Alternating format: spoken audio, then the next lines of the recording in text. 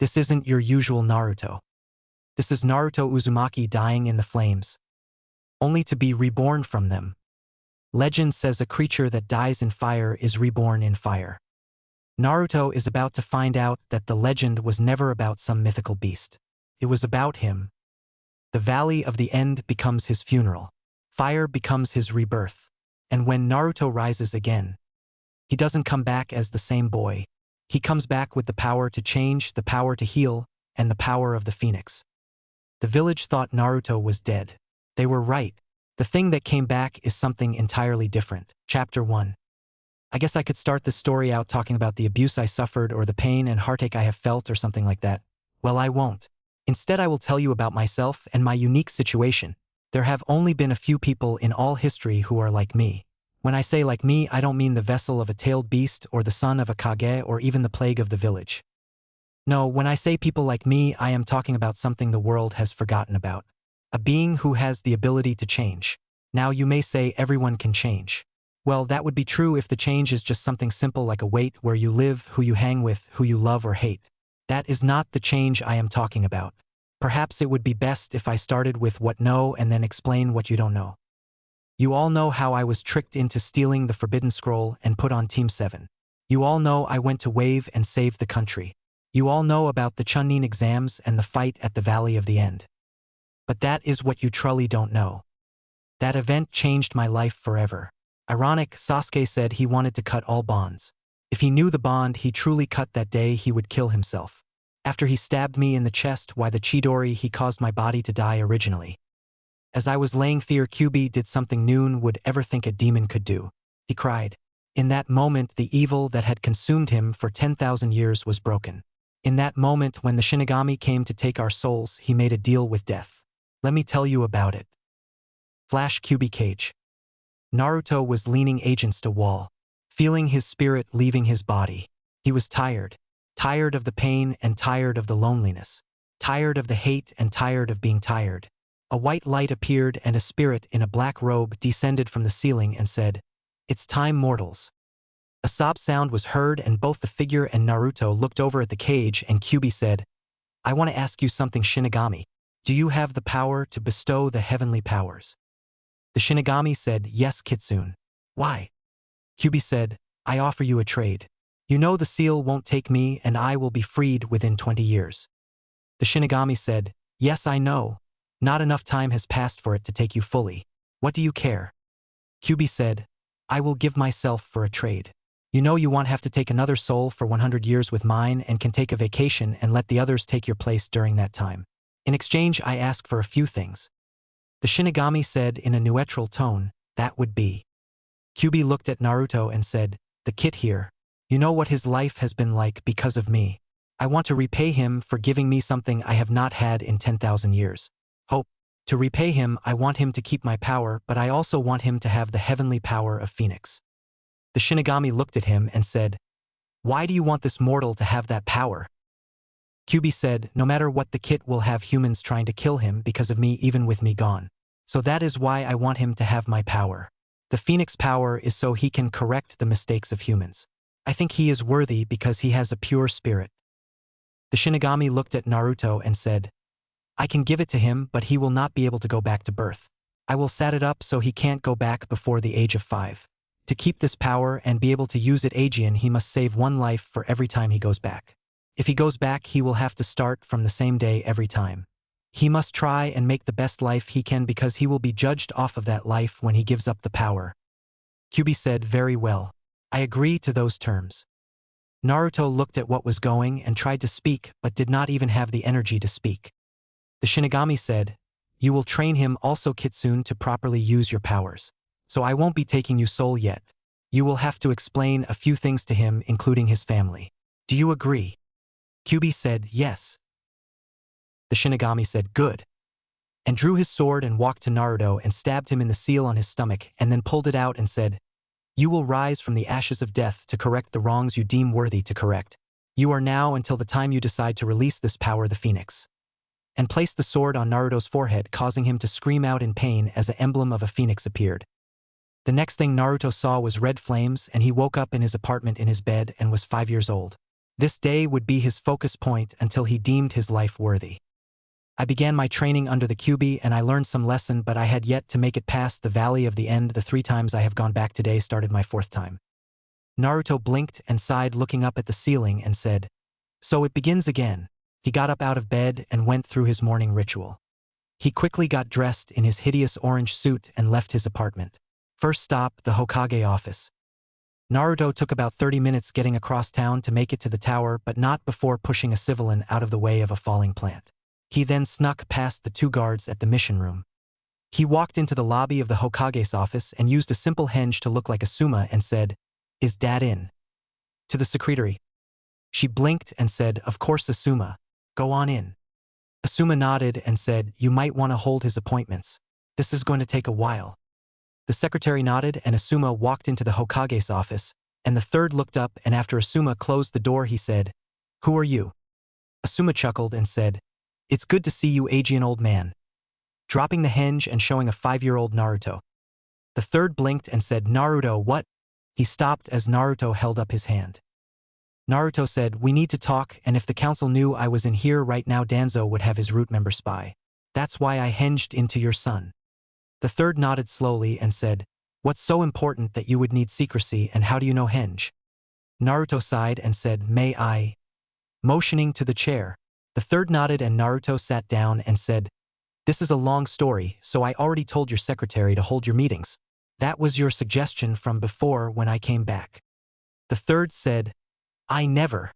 He stopped when Naruto held up his hand. Aegean. Naruto said, "You never told that to me in this timeline. To make a long story short, and so you know this is not one of my simple pranks, let me tell you a quick story that only you know the whole truth. If I can do that, then I will also explain the rest. It's the least you could do for the son of Erashur Kazama and the vessel of Kyuubi no Kitsune," he said with a smirk. The third blinked and paled and said, "How?" Naruto said, "It's best to start from the beginning, or as ironic as it is, the end, or the Valley of the End. I was dying from a Chidori from Sasuke Uchiha. I did not believe my teammate would actually do it, so I powered down my Rasengan, but with the curse seal he had from Orochimaru and his desire for revenge against Itachi, he killed me. The Shinigami came to take my soul away, but Kyuubi made a deal with the Death God. Since he would be free after 20 years because we had not merged enough, he offered his soul freely if the Shinigami would do 2 things. One, give me all of Kyuubi's powers, and the second was give me the heavenly power of the Phoenix. With that power, when I die, as long as I save 1 person in my life, I can go back Aegean to this day and start over. This is my 4th time. The first time Danzo killed me, the second time Orochimaru killed me. This last time Itachi killed me, and so here I am, Aegean. I have all my knowledge from the future, but it won't matter that much as I change events. Even if you kill me now without believing me, I will start over Aegean in a few minutes, because on my way here I already saved the life of 1 person, so I am guaranteed another chance, and the next time I won't trust you." The third said, "So why do you need to see me then?" Naruto said, "My body is that of a 5-year-old. Even with Kyuubi already changing it to make it stronger, it won't matter with what's to come." The third said, "I thought you said the hand Aegean." Naruto said, "I told you that the Kyuubi made the deal. The Shinigami said I would need guidance to use Kyuubi's power and also to explain things to me, so he is keeping me and Kyuubi together for now. Kyuubi is training me to use his chakra and also to alter my own body, so when he's not with me I can do it myself. And don't worry, I'm not altering to be a demon or anything like that. It's just my healing ability, heightened senses, my bloodline and physical conditioning." The third looked at Naruto and said, "Bloodline?" Naruto said, "Oh, that's right, you don't know. Well, you will get a kicker out of this. I did when Bakon told me. Do you know grandmother and grandfather are?" The third said, "Actually, no, I don't. Erashur never trusted me with knowing who his wife was, and as far as I know, he was an orphan." Naruto said, "He was in an orphanage, but not because of his parents died. They are both alive and you actually know them. You watched them grow up, and Granny never told you she was pregnant because she was afraid to disappointing you, being her sensei and all."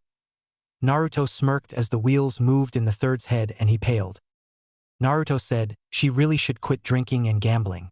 But if she did that, then her and grandfather never would have had dad." The third said, "Who was he?" Naruto said, "You have his book in your drawer under a genjutsu." The third chuckled, knowing exactly who then, and said, "That is hard to believe that those two actually had a thing." Naruto said, from what I was told when I found out she was 15 at the time and you had sent them on missions together after her brother died. They got drunk. She made a bet and you can guess the rest. The third said, so what do you plan to do if with this info you have? Naruto said, certain events have to happen and can't be stopped. No matter how much I wish they could. The third said, and they are. Naruto said, sorry.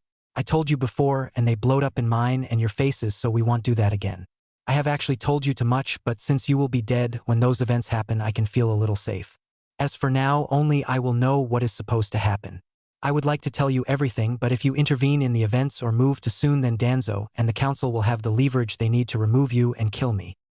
The third sighed and said, is there anything you could do? Naruto thought for a moment and said, actually yes, but it will take time and I don't know how you can do it, but our ally Suna. Strengthen the bonds between our village. It will make things easier later. If you have to arrange a marriage. The Kazekage has 3 children, Temari, Kankuro and Gaara. The first 2 would be good for a political marriage maybe, but not Gaara. The third said, why not Gaara? Naruto said, he is a vessel also. The third paled and said, I was not aware of that. Naruto said, I had it bad, but he has it worst. The Kazekage actually brags about Gaara because he is Suna's secret weapon, so his seal is screwed up. The third said, why then do you want to have us ally with them? Naruto said, after his death things get better between us. If things are good then some things might change. The third said, I don't understand, but I will trust you for now. So what do you plan? Naruto said, I need to train my body and learn more skills. Even with what I know, I won't be ready for what is to come with my current knowledge. The third said, what is it you need then? Naruto thought and said, my chakra affinity is wind. I know Kagebunshin, Rasengan, Henge, replacement. Summoning though I need to sign the Toad contract again. My taijutsu knowledge is good, but my body can't handle what I know yet. Kenjutsu is something I want to work on. Maybe I can get a new chakra control exercise beside tree climbing and water walking. That's my best skills. The first time I came back and died at 7. Then I died at 9. Then I died at 12 Aegean because I made Orochimaru afraid of me. The third said, well, I might be able to get you a Kenjutsu teacher and a chakra control exercise, but it will take time. Naruto nodded and said, is Anko in the village? The third paled and said, what would you want with her? Naruto said, I want her to teach me her fighting style. I know all about her and Orochimaru's past. The third said, she is, but I can't promise she will teach you. Naruto said, leave that to me. If you hear explosions from the forest of death, don't think anything about it. The third said, why is that? Naruto said, I need to get her to train me, so what's the best way to impress a sadistic bloodthirsty nympho? The third said, do I want to know?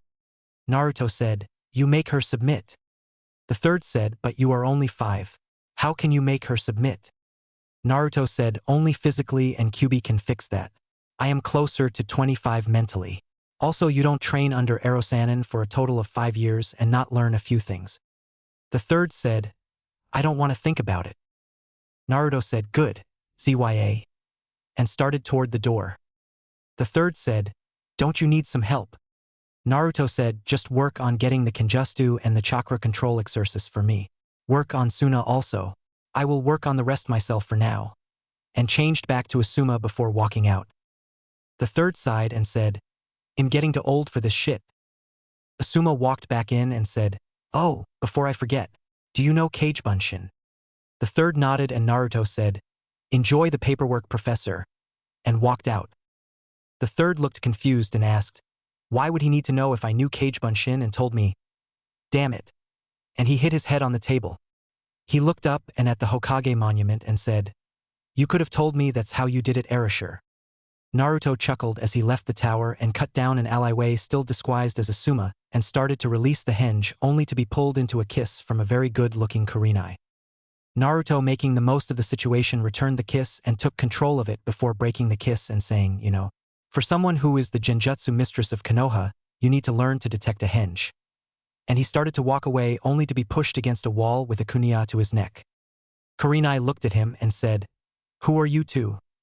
And she was stopped by having the position switched and having her lips engulfed into another passionate kiss.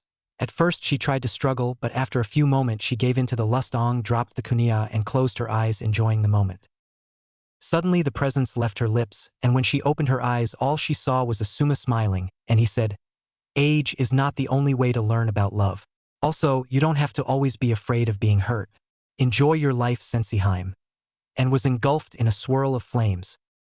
Kurenai blinked and looked around, trying to detect the person who was here a moment ago. Not detecting him anywhere, she fixed herself and went to grab her kunai but saw it was gone, so she left the alleyway thinking about who and what that was. Anko was sitting on the wall of the forest of death eating a dango and was making a design of a snake with the sticks when she jumped to avoid a kunai. Anko landed and looked around and said, "Who are you?" A chuckle from the fence said, "A snake should always beware of a predator." Anko looked up and saw a man with blonde hair and about 6 foot tall standing on the fence. Anko said, "Who are you?" The man chuckled and said, "If you can catch me and make me submit, I will tell you what you want.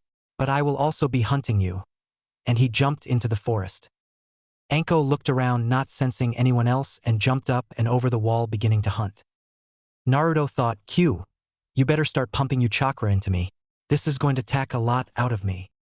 Kyubi said, "What do you think I have been doing since we got back, Kit?"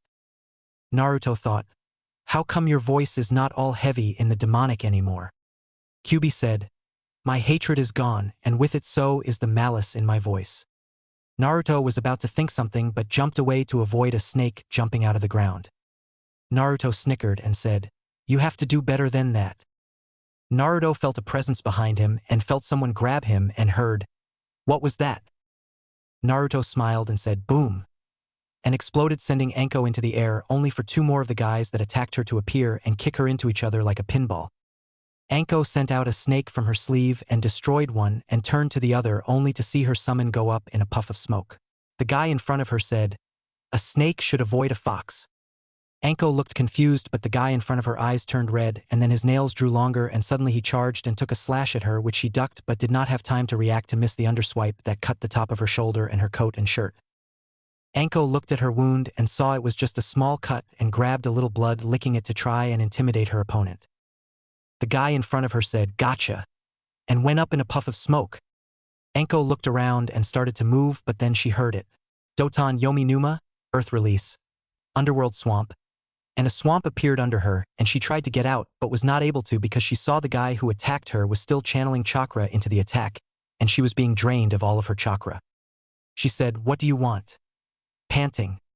Naruto said, "I want you to train me to kill Orochimaru." Anko blinked and said, "Then why did you attack me?" As she fell to her knees. Naruto, still holding the jutsu, said, "I knew you would say no. I needed to impress you enough to do it. Unfortunately, I guess my body is not strong enough yet to do it." And he released the jutsu and collapsed on the ground, dropping the henge and turning back into his 5-year-old self. Anko blinked and said, "You got to be shitting me." A groan made her look down and saw the little blonde hair boy. The boy looked up and said, "Hello, Anko." Anko looked at his face and saw the whiskers and said, "So what was that about?" Naruto said, "Like I said, I want to kill Orochimaru. To do that, I need to know how he attacks. I know you were at one time his student, so I figured with you hating him also I could get you to help train me." Anko looked at him and said, "How do you know that, kid?" Naruto said, "I am older than I look. I know a lot more than that. I also want you to know I can fix that," pointing to the curse seal on her neck. Anko instinctively rubbed her neck and said, "How can a little kid do what noon else can't?" Naruto said, "You know what I am. You also know what is inside me. I know how to use his chakra to heal my body, and I also know that I can destroy level 1 curse seal as long as the person does not fight it." Anko looked in thought, and Naruto said, "If you want, we can go to the Hokage's office to do it if you don't trust me." Anko seemed to think it over and said, "What can you give me as proof?" Naruto said, "My life." Anko blinked and Naruto said, "You can summon snakes. The ASP can kill me if you attack my heart." Anko blinked and said, "Why do you want to kill Orochimaru so much?" Naruto said, "He plans to destroy the leaf. When he comes, I plan to kill him." Anko seemed to think and said, "How do you know what he is planning to do?" Naruto said, "I know a lot more than I should. My life made it where I had to. How old would you say I am?" Anko said, "I know you're 5 years old." Naruto snickered and said, "It's good to be underestimated. Physically, yes, though Kurenai will probably kill me later for the kiss, but mentally is another story." Anko said, "That's a good story and all, but why should I believe you?" Naruto smiled and said, "Let's say me and you were friends in a previous life. Close friends that tell each other secrets about certain tattoos."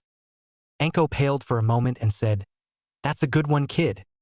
Naruto said, "Hey, it's not my fault you wanted to impress the guy you were in love with and had a tattoo of a viper put there. Too bad he's gay. It was really well done."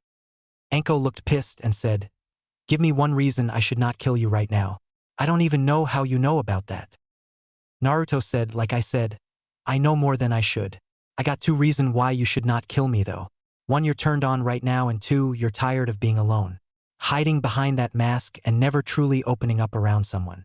Afraid to be hurt Aegean."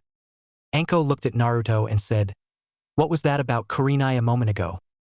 Naruto stood up and walked over to Anko and said, "Oh, nothing much. She thought I was someone else and kissed me and I did this." And grabbed her hinging back into his tall blonde hinge before engulfing her lips in a passionate kiss, pressing her against the tree she was by and holding her there as he broke the kiss and jumped back and said, "See you at the Hokage office," before disappearing in a swirl of flames. The third was reading his book while he had two cage bunchins doing his paperwork when a swirl of flames appeared in his office. At first he thought he might be getting attacked until he saw Naruto. He blinked and Naruto held up his hand and started removing a finger starting with 5. When he got to the last one, a swirl of leaves appeared and Anko stood there looking like she was about to kill. The third said, "I take it you found Anko." Naruto said, "Yeep," and I gave her an offer to remove her curse seal. Walking over to the window only to duck under a kunai that was thrown at him. Naruto turned and said, "It was just one kiss." Anko said, "I am going to skin you alive," and charged him only for him to duck under her swipe and grab her from behind, bending her backwards so she was level with his true height and kiss her Aegean on the lips. She fought back for a moment before giving in and returning the kiss for a second before she opened her eyes wide and breaking the kiss as he stood her up. The reason she opened her eyes wide was 'cause he put his tongue in her mouth. The third sweat dropped and giggled at the same time. Naruto, after standing her up, walked over to a chair and said, "So, do you want that seal removed or not?" Anko looked at him, trying to decide to kill him or let him try and then kill him. Naruto said in a impatient, "Just show me the damn seal already. I have other things I got to do today besides convince you to teach me. I need to find Kakashi, steal his book to get him to teach me misjutsu, piss off the civilians, buy me some weapons." Everyone in the office looked at him, sweat dropping. Anko blinked, the third blinked, the two clones blinked. Anko said, "Exactly who is this little shit?" The third angered her and said, "How are you planning on buying weapons when you should not have any money?" Naruto snickered and said, "Well, I have 3 ways to do it. 1, I can go to my family estates and open the vaults. 2nd, I could have you give me some money. Or 3, I could do this." Walking over to the picture of the Yondiame, bit his thumb before putting it on the picture. The picture started to morph and change, and then suddenly a safe appeared and it opened. Naruto put his hand in and pulled out a few scrolls, looking at them, tossing one to the third and said, "I got about $1 billion here to play with." Anko looked at the third and said, "Did I wake up in another universe or something? I need a drink." Naruto said, "Wait till I remove the seal and I will join you." The third sighed and said, "After you remove her seal, will you leave me alone today? I feel like I need to retire or kill myself." Naruto said, "You still have other things to work on, remember." The third sighed and said, "I think I liked you before." Naruto sighed and said, "I guess I am a little high-strung. Who wouldn't when your best friend and teammate tries to kill you? A man you try to stop from killing his family kills you. A man you respected as a grandfather being held down while his replacement kills you, and then the man who first ruined your life kills you for trying to save the friend that would later kill you. I'm tired, old man." As he walks over and sits on the windowsill looking at the Hokage Mountain. Anko looked over at the third and he mouthed later. He looks at Naruto and said, "Try telling us about it and maybe we can help." Naruto sighs and said, "I already told you about the deal Kyuubi made with the Shinigami. When I came back the first time, I tried to do it by myself. I thought if I could stop Itachi from killing the Uchiha clan, his brother would not get fucked in the head and betray the village after Orochimaru offers him power. I learned then that I was not strong enough to stop him. The next time I came back, I told you what happened and you tried to help me stop the Uchiha massacre. The council used it as leverage to have you removed, and I tried to stop them, saying it was not your fault. Danzo had his root members hold you down while he stabbed me through the heart. I came back Aegean, and this time you had Jiraiya take me to train away from the village. We met Tsunade and she did a blood test when I got hurt. It was that blood test that showed we were related and how it came about. I returned for team placement and was placed on the same team again so I could save Sasuke when the time came. I also befriended Anko and Kurenai when it was shown Kakashi was playing favorites. It was then Anko and I started to date. Anko talked Kurenai into having fun with us because her and Asuma were having trouble. I have a habit of breaking the odds. I learned Rasengan in a month. I could turn the demon of the mist Zabuza into an ally. I can save a country. I could break the curse of Kyuubi spirit. I could be with two women at the same time and make both happy, but I could not defend myself against S-class criminals. Naruto had tears in his eyes. He was still looking at the monument and said, I don't know how Dad did it. To save a village by sacrificing his son. I guess that's the difference between us, Dad. You were willing to give everything to do it. Somehow I must do the same. I wish you were here to guide me, Dad. Starting over sucks, but dying knowing you failed is even worse. The third said, Naruto, what is it you hope to do? Naruto sighed and said, my first life all I wanted was to be Hokage. To show the village I was not the demon they thought I was. For 12 years I did not know why they hated me. It took 12 years, but I finally started making friends. It was one of the first I thought of as a friend that was my downfall. I thought if I could save him, then I would not have to lose my friends Aegean and fail them. I then tried another way to save him by taking out the source of his betrayal, Orochimaru. I don't know what to say or do anymore, old man. I figured since I remember everything I learn, I can get strong enough to stop him. Not to mention that damn group Itachi goes with. 9 S-class criminals after me, so I need to be strong enough to stop them also. The third sat quiet for a moment and Anko said, why do you care for this friend of yours so much anyways? Naruto said, even though he acted like he hated me and called me an idiot and made fun of me all the time, had the attention of everyone, he was also the first beside the old man here who actually accepted me somewhat. Anko said, so you want to save him for accepting you, but he treated you like shit. Perhaps you are an idiot. If I was able to do what you claim you could, I would learn everything I could, and then I would start over and show all the idiots that you are actually better than them, but hey, that's just me. Naruto looked at her and said, perhaps you're right. What do you think, old man? The third thought for a moment and said, is there a limit to how many times you can come back? Naruto said, as long as I save one life each time, no, unless I give up this power. Why? The third was silent for a moment and said, how strong would you need to be to take out Orochimaru and those S-class criminals? Naruto thought for a moment and said, Orochimaru when he was with them was the weakest and he killed 2 Kages in less than a month. I would need to be stronger than a Kage. Anko said, what about with your demon chakra you used when fighting me? Naruto said, it's a double-edged sword. By the time I would have to fight Orochimaru, I would only be able to use at most 3 tails worth of power. If he uses that damn 5-star seal on me, that option is useless, Aegean. The third said, I have a plan that could work, but it would take a lot of time.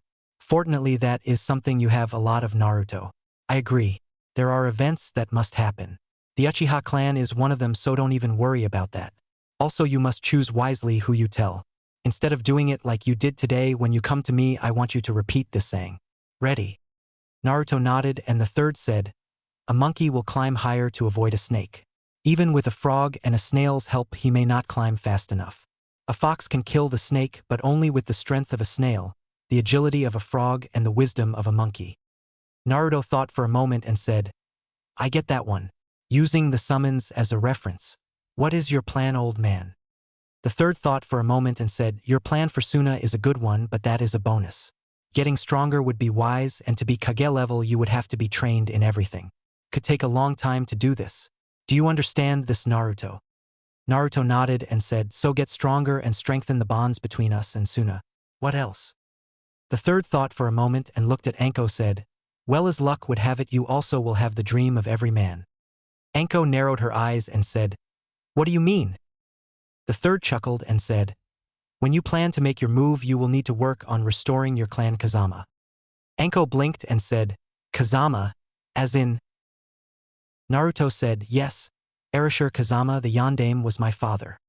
Anko said, I thought you were losing your mind, kid. Naruto sighed and said, so get multiple wives. What else? The third thought for a moment and said, since you said the 5-star seal, you must have had some run-in with it, so you need to learn sealing, kenjutsu, ninjutsu, taijutsu, genjutsu, strategy, stealth, medical jutsu, as well as other aspects of your life.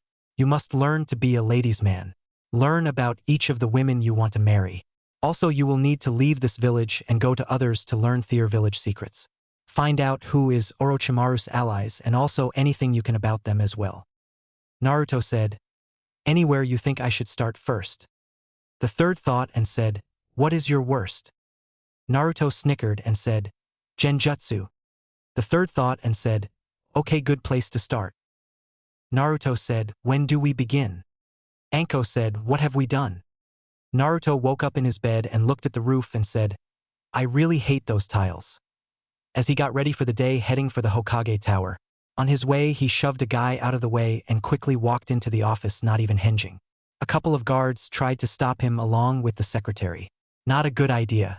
Naruto placed a genjutsu on all three, making them think they were in one of Jiraiya fantasies.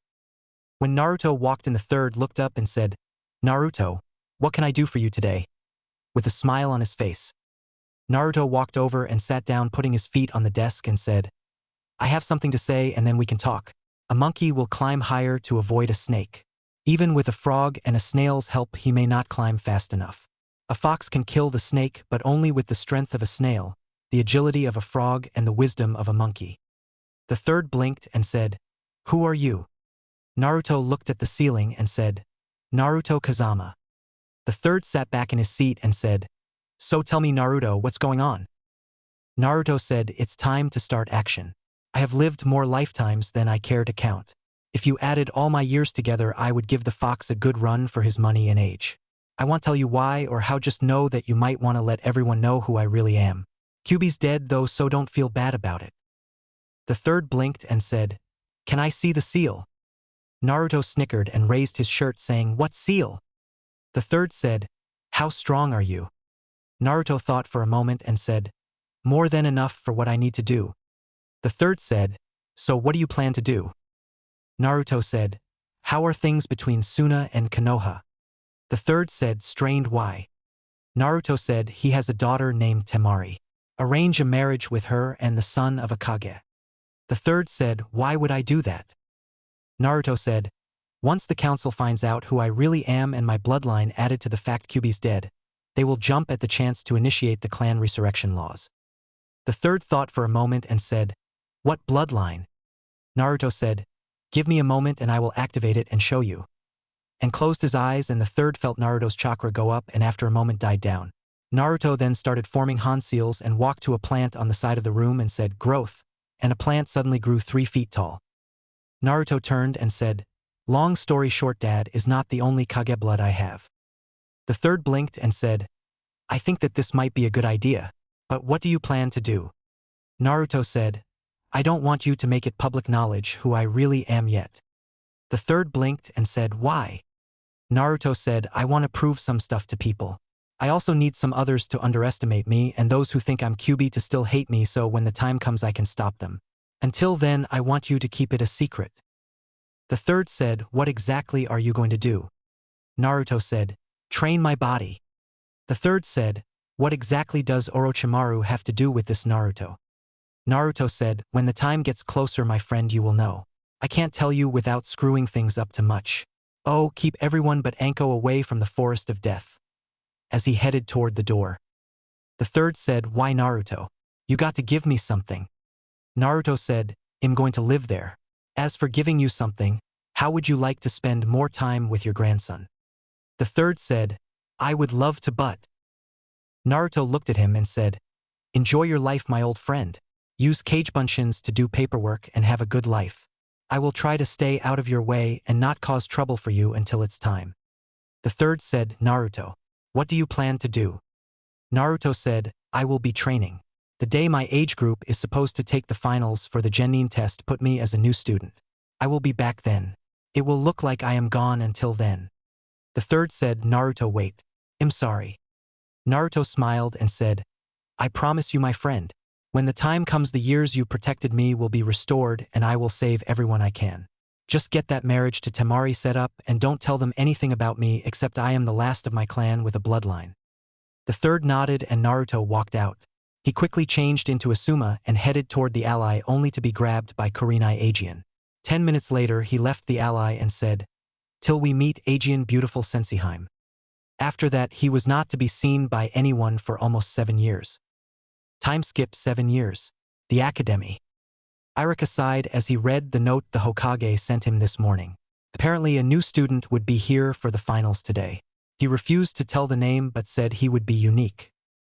He looked at his class and someone knocked on the door. He went to the door and said, "Can I help?" He stopped when he saw the figure standing there.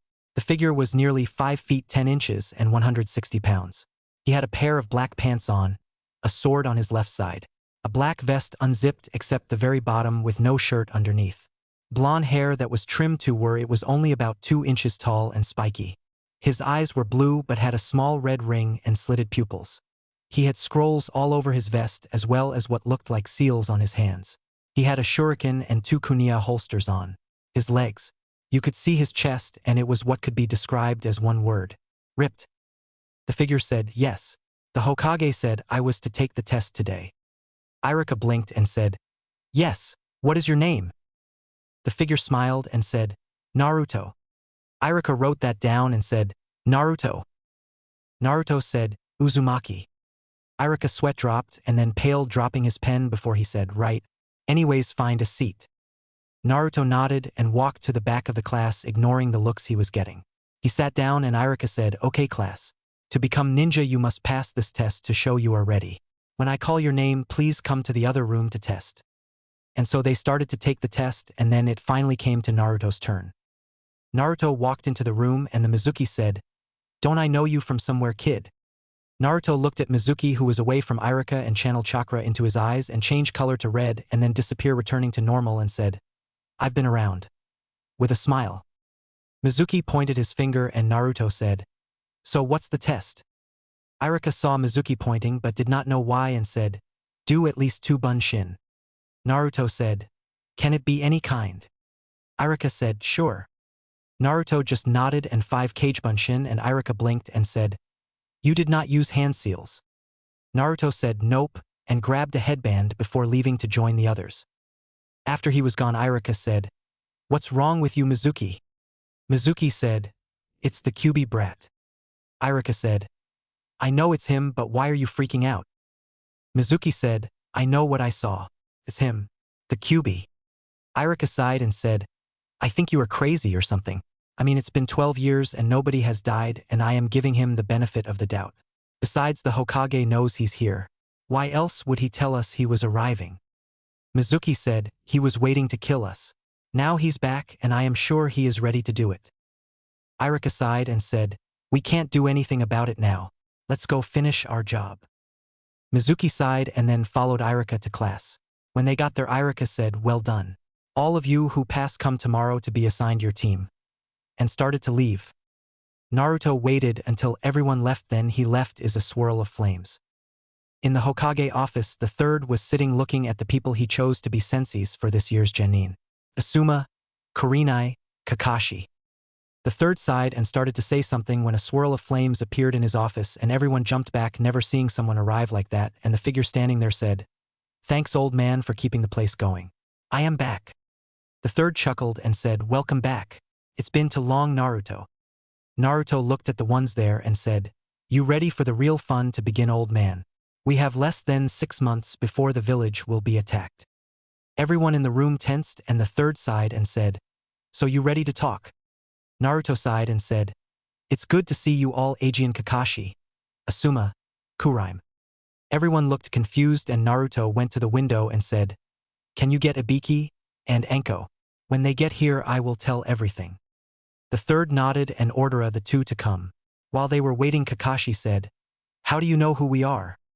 Naruto said, "Sharingan Hatake Kakashi, Jounin, student of Erashur Kazama. Said to have copied over 1,000 jutsu. Only original jutsu, the Chidori, hurts like a bitch, summons dogs. Asuma Saratobi, son of the third Hokage, wind manipulator and one of the Fire Lord temple guards. Specialty trench knives and hand-to-hand combat. Yuhi Kurenai, Ice Queen of Konoha and a great kisser, Genjutsu mistress. Favorite attack is the Treebind of Death. Age 20. Favorite color is blue and favorite flowers are jasmines. Has a birthmark on her right butt cheek. Previous relationship are with Asuma and Anton. Both ended but you still date Asuma every now and then when you get lonely but hate his smoking. Kurenai was bright red and Kakashi and Asuma both were giggling. Just then both Ibiki and Anko arrived and Naruto turned to them and said, Ibiki, head of interrogation and torture Division of ABNU, specialty, mental torture. Brother Idate who went missing when he was tricked into stealing the Raijin by AOA. Current location, T Country. Anko, apprentice of Orochimaru, summon snakes, has a cursed seal of earth on her neck. Makes everyone thinks she has a blood fetish but it's a self-defense to intimidate people. Also a great kisser. Has a tattoo that Noon besides her and the person who put it on has seen. It is actually a really well done one. And he dodges a kunia. The third chuckled and Anko said, Okay kid, I don't know who you are and how you know this stuff about us but you are going to tell us now or I will kill you myself. Naruto chuckled and said, I'm sure all of you have basically the same thought in your mind. Don't worry, I will tell you now. Old man, this is for only those in this room. Got it. The third nodded and said, As some of you might be able to guess by the marks on my face, I am Naruto Uzumaki, but actually that's not right. Is it, old man? The third sighed and said, No. Naruto said, Kakashi, you more than anyone in this village should have been able to tell who I really was. Kakashi said, Why is that, Naruto? Naruto said, I'm hurt. You would think my own godfather would know me. Kakashi blinked and looked at Naruto for a moment and then his eye got as big as a silver dollar and he looked at the third and said, You told me he was dead. This got everyone's attention. Asuma said, What are you talking about? Naruto said, Look at the picture behind you, Asuma. Everyone turned and looked at the picture and then back at Naruto. Ibiki chuckled and then laughed hard and said, Are you saying that? Naruto said, Kazama, Naruto Kazama. As everyone got it, they gasped in disbelief. Naruto said, Okay, now that the minor stuff is out of the way, we have a war to prepare for. Old man, did you get Suna like I asked? The third nodded and said, Yes. Costed us some, but I got her for you. I still don't know why though. Naruto said, As you all know, the Chunin exams will be held in Konoha this year. During the exams, as long as I have not changed things too much, but with not stopping the Uchiha massacre and my disappearance 7 years ago, everything is pretty much the same. During the exams, Orochimaru himself will infiltrate the village and attack Team 7 under Kakashi and give Uchiha Sasuke a cursed seal of heaven. When the finals of the exam arrive, the Sound Village, which Orochimaru is the Otokage of, will attack. Originally, it was with the help of Suna. If I did not stop the Kazakage's son Gaara, we would have lost that battle. Ibiki said, How do you know all of this and how come you talk in the past tense? Naruto said, Originally, at the end of the battle, the third was dead. Jiraiya, who trained me after Kakashi abandoned me to a less than adequate teacher, took me as his apprentice and we went and found my grandmother Tsunade to come back to be the Gondiame Hokage. Everyone paled and Naruto walked to a plant and said, I see you replaced the last one. And went through some seals and said, Growth. And the plant jumped 3 feet in height. Naruto turned around and said, Anyways, with Sasuke already being borderline insane because of his brother, compounded by the fact of the curse seal and Itachi coming to the village to kidnap me for the Kyuubi, he betrayed the village and left with Orochimaru personal bodyguards. Kakashi, I don't care if it kills me and I have to start over Aegean. You teach that little asshole Chidori Aegean, I will shove a futon raised shuriken up you ass. Asuma said, What is that attack? Naruto said, The final form of a Rasengan. Kakashi fell to the ground and said, Impossible. Naruto said, Not for me. It's a Rasengan with wind manipulation added to it. Anyways, long story short, Sasuke killed me with Chidori.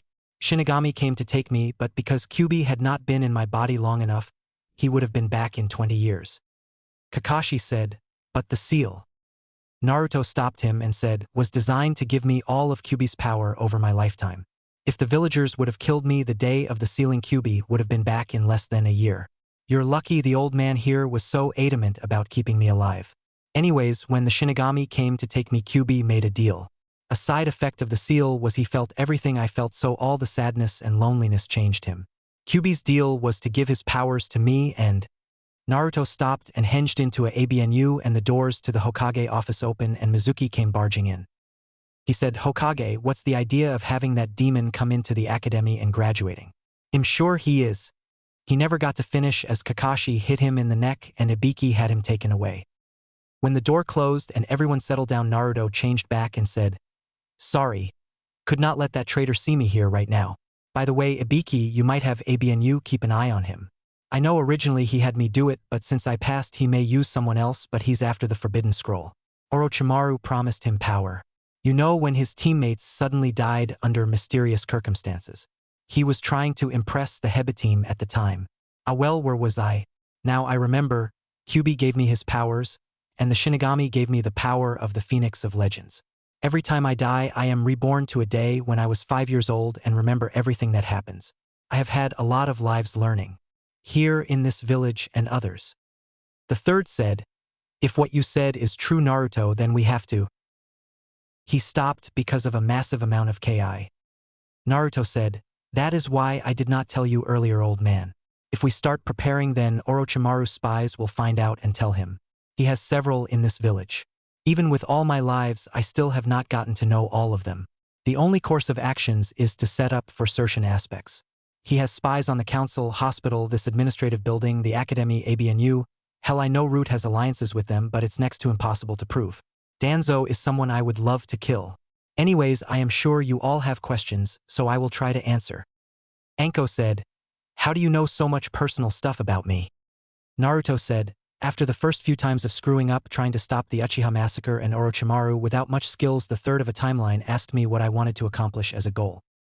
I told my goal at the time, and the you of the time, because I wanted you to train me in the Serpent style, told me I should work toward a life that would make me happy. After I found out who my family is, and was the third said after I stopped Orochimaru and some others, that I would have to revive my clan with multiple wives. He said a side mission should be getting to know the real women who I might someday like to have in my life. One of my lives I helped you and Kuraim emotionally, and we dated some." Asuma said, "Sound like more than dated." Naruto said, "Relax. I may know details of both the lovely ladies here, but I have never been past kissing. I refuse to go past that point until I actually get married. The reason I know about those embarrassing details is you should not drink with someone who can't get drunk." Kurenai said, "So you know about my birthmark because I got drunk and told you about it." Naruto said, "Actually no. You got drunk after Asuma was killed and you went into labor and I had to deliver it. That's how I know about your birthmark." Anko said, "What about me?" Naruto shivered and said, "I know things about you that would make Orochimaru blush if he could and was not gay. The answer too is you wanted to kill me for stealing your dango, and I learned a new variation of the hidden snake dance." Anko said, "Really?" Naruto said, "All I will tell you is that it involved 10 snakes, a pair of white panties, and dying with a smile on my face." Anko said, "I don't own white panties." Naruto said, "Whoever said it was your panties? You tied me upside down with your snakes in the female ABNU dressing room, but ass naked, and made me watch you and another woman change for 9 hours. I had so many nosebleeds in that room that my regenerative abilities finally gave out and died from blood loss." Kakashi said, "Amateur." Naruto did a sign and said, "Harem jutsu." And 20 naked blonde women appeared, sending Asuma, the third, Ibiki, and Kakashi flying backwards. Naruto then said, "At least I did it from a real woman. I also don't need my grandfather's books to dream about a woman either." Naruto looked at the 2 women and suddenly realized that was not the best move. The only thing keeping them from killing him was the other men. Anko smiled heavily and Kurenai said, "So, you think that you could make us some of your wives, huh?" Naruto changed into Asuma and said, "Sure, Senseiheim," and changed back. Kurenai stopped in her tracks and stared blankly and said, "That was you." Naruto said, "You should check for a henge before grabbing guys in ally ways." Anko looked at the 2 and said, "What's he talking about, Kurenai?" Naruto flames Shushin across the room. Anko blinked and said, "No. Fucking way." Kurenai blinked and said, "What?" Anko said, "You remember me talking about the guy in the Forest of Death?" Naruto said, "I wish they would change the name of that place. I have lived there for 7 years and I am still alive." Kurenai blinked and said, "You meant to tell me the guy who tricked you into a game of cat and mouse and then had you at his mercy and only kissed you before leaving was him." Naruto smiled and said, "I learned to make the women I care and respect happy." A groan from Ibiki alerted them to all the guys waking up. After everyone was awake, the third said, "Naruto, I am classifying that as an S-rank jutsu. Naruto said, A rank. Sexy jutsu is a B rank. Harem jutsu is an A rank. Orgy is an S rank jutsu. Anko said, what's the difference? Naruto said, sexy jutsu is just myself changing. The funny thing about it is thanks to QB I really do become female. Oh well. Harem jutsu is with clones. Orgy is a version where you have the females and also males going at it. The only people who I have ever encountered immune to it are Sasuke and Orochimaru, but since they're gay it does not matter. Kurenai said, those jutsu are degrading to women. Naruto said, I have you know that they are no different from the advanced female ninja classes the unmarried older ninja have to take. As a matter of fact I had those classes and have broke up several prostitution rings with them, thank you. Kurenai blinked and gaped, trying to have a comeback. Ibiki said, can you tell us anything we can prepare for? Naruto thought and said, a genin named Kabuto. He has failed the last 6 exams, but he actually stronger than Kakashi. He is Orochimaru right-hand man. Secretly track his movements without alerting him. His detection skills are better than mine and mine are better than an Inazaka. He also has an advanced healing ability equal to my demon one. Speaking of demons, just so all of you know I do have his powers but he is gone along with the seal. The last time I checked, old man, I can hold up to 4 tails of demon chakra for 20 minutes before my body starts to destroy itself. Any longer and I suffer from chakra exhaustion and severe damage to my body. If I go any more tails worth then that I suffer the same fate, and also I only have instincts then. I've sealed the rest away for now. It will probably take me 8 years to get to the last tail of chakra though. Kakashi said, how strong are you, Naruto? Naruto said, with or without all the restriction I have on. Asuma said, explain. Naruto said, I have gravity seals, chakra seals, physical weights, chakra weights. The sword on my side has about 1 tail's worth of chakra sealed in it that I can draw in battle if I need to. Everyone paled and the third said, how strong are you with the restriction? Naruto said, I could take on Jiraiya and win. Everyone paled even more and Kakashi said, without. Naruto said with a straight face and no emotions, the entire Leaf Village and win without using Hiraishin no Jutsu. The third finally regained his color after a few moments and said, how many jutsu do you know, Naruto? Naruto closed his eyes and said, 2000 Katon, 1300 Raiton, 900 Doton, 5000 Suiton, 1200 Futon, 600 Medical, and 400 Kinjutsu. Not including the 40 styles of Taijutsu and the 25 Kinjutsu styles I know. I can open all 9 of the gates also. If this chance fails when I go on the mission to Snow Country, I might go to the hidden village there and learn some snow and ice jutsu. I have mastered my wind affinity as well as my Suiton and Doton affinity. Until I had activated my bloodline, I was limited to wind only. I know and can use Katon and Raiton jutsu, but they eat my chakra bad. Kakashi said 9, but there are only 8 gates.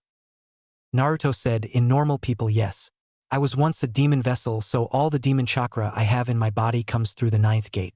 If I use it, I have unlimited chakra. However, I would destroy my body in a few minutes as I can't shut it off fast enough to save my life. Kurenai said, how's your genjutsu skills? Naruto said, I can use 10 genjutsu. No matter how much I try, that is my true weakness. I can detect them as long as they are not super weak ones. I can't cancel them by stopping my chakra. I can stop them with pain or using powering up chakra. Only problem is if I pulse my chakra, I will cancel all genjutsu in a 1-mile radius, both ally and enemy. At least I can fight Itachi's Sharingan now. Kakashi said, what do you mean? Naruto said, you know how he has the last level and how you have to kill your best friend to get it? When Kyuubi was teaching me to use his chakra, he taught me to manipulate my body with his chakra. Having been hit with that damn genjutsu of the Sharingans enough times, I can fight him in it, so instead of him controlling everything that happens in it, we fight for dominance. Sadly, of the last 20 times we fought in it, I only beat him 5 times. Maybe this will be 6. The third was rubbing his temple and said, okay, so what are you planning on doing? It obvious you are Sannin and probably Kage level. Naruto said, what I am going to do is advance in the ranks normal. Get some friends. Try to save everyone I care about. Kill Orochimaru. Stop 9 S-class criminals. Save 5 countries and settle down and have a family. Everyone looked at him like he was crazy. Naruto said, what? I will save Wave Country, Snow Country, Tea Country, Ricefield Country, and Waterfall. As for the 9 S-class criminals, They will come after me just like they will come after Gaara. They want to rule the world by using the tailed demons. Their plan has failed now since I don't have QB, but they can still cause a hell of a lot of damage with just 8 of them. If it was not for Orochimaru's immortality Justu, he would be a pussy. Ibiki said, Immortality Justu. Naruto sighed and said, that's why he is coming here besides destroying the Leaf Village and killing the third. He wants Sasuke because he has created a bastardized version of the Hiveli power I was granted, except instead of going back in time he goes into another body that he controls. With the help of the curse seal and drugs he puts in the bodies, he could give me a run for the money for a while. If he gets Sasuke before Sasuke gets strong enough to fight it, he will be near impossible to stop. Kakashi said, then why don't we just train Sasuke to be stronger? Naruto said, it's not physical energy I'm talking about. Sasuke, with the help of the Sharingan in some of my lives, was able to take over Orochimaru's soul, but only when Orochimaru waited till Sasuke was over 16 years old. If he takes it over before then, he succeeds. I don't know all the details, so I can't help you. The only options are: stop Orochimaru during the exams. B. Kill Sasuke. C. Kill Orochimaru before he changes and destroy his entire body, or some of his followers know how to implant his soul into their bodies even after he is dead. D. Kill them both. There is no middle ground. Sasuke will betray this village for power. He won't be happy with getting stronger either. He wants power handed to him on a silver platter and will go to anyone who offers it to him. He has betrayed us to IWA, Cloud, Rain, Sound. Hell, he even betrayed us for the S-class criminals his brother is a member of if they agreed to train him to kill Itachi. He will never stay in Konoha. He is treated as a god here and wants more. You know the old saying, absolute power corrupts absolutely. They were talking about Sasuke. Naruto sighed and giggled after a moment. Kurenai said, what's so funny? Naruto said, I just remembered.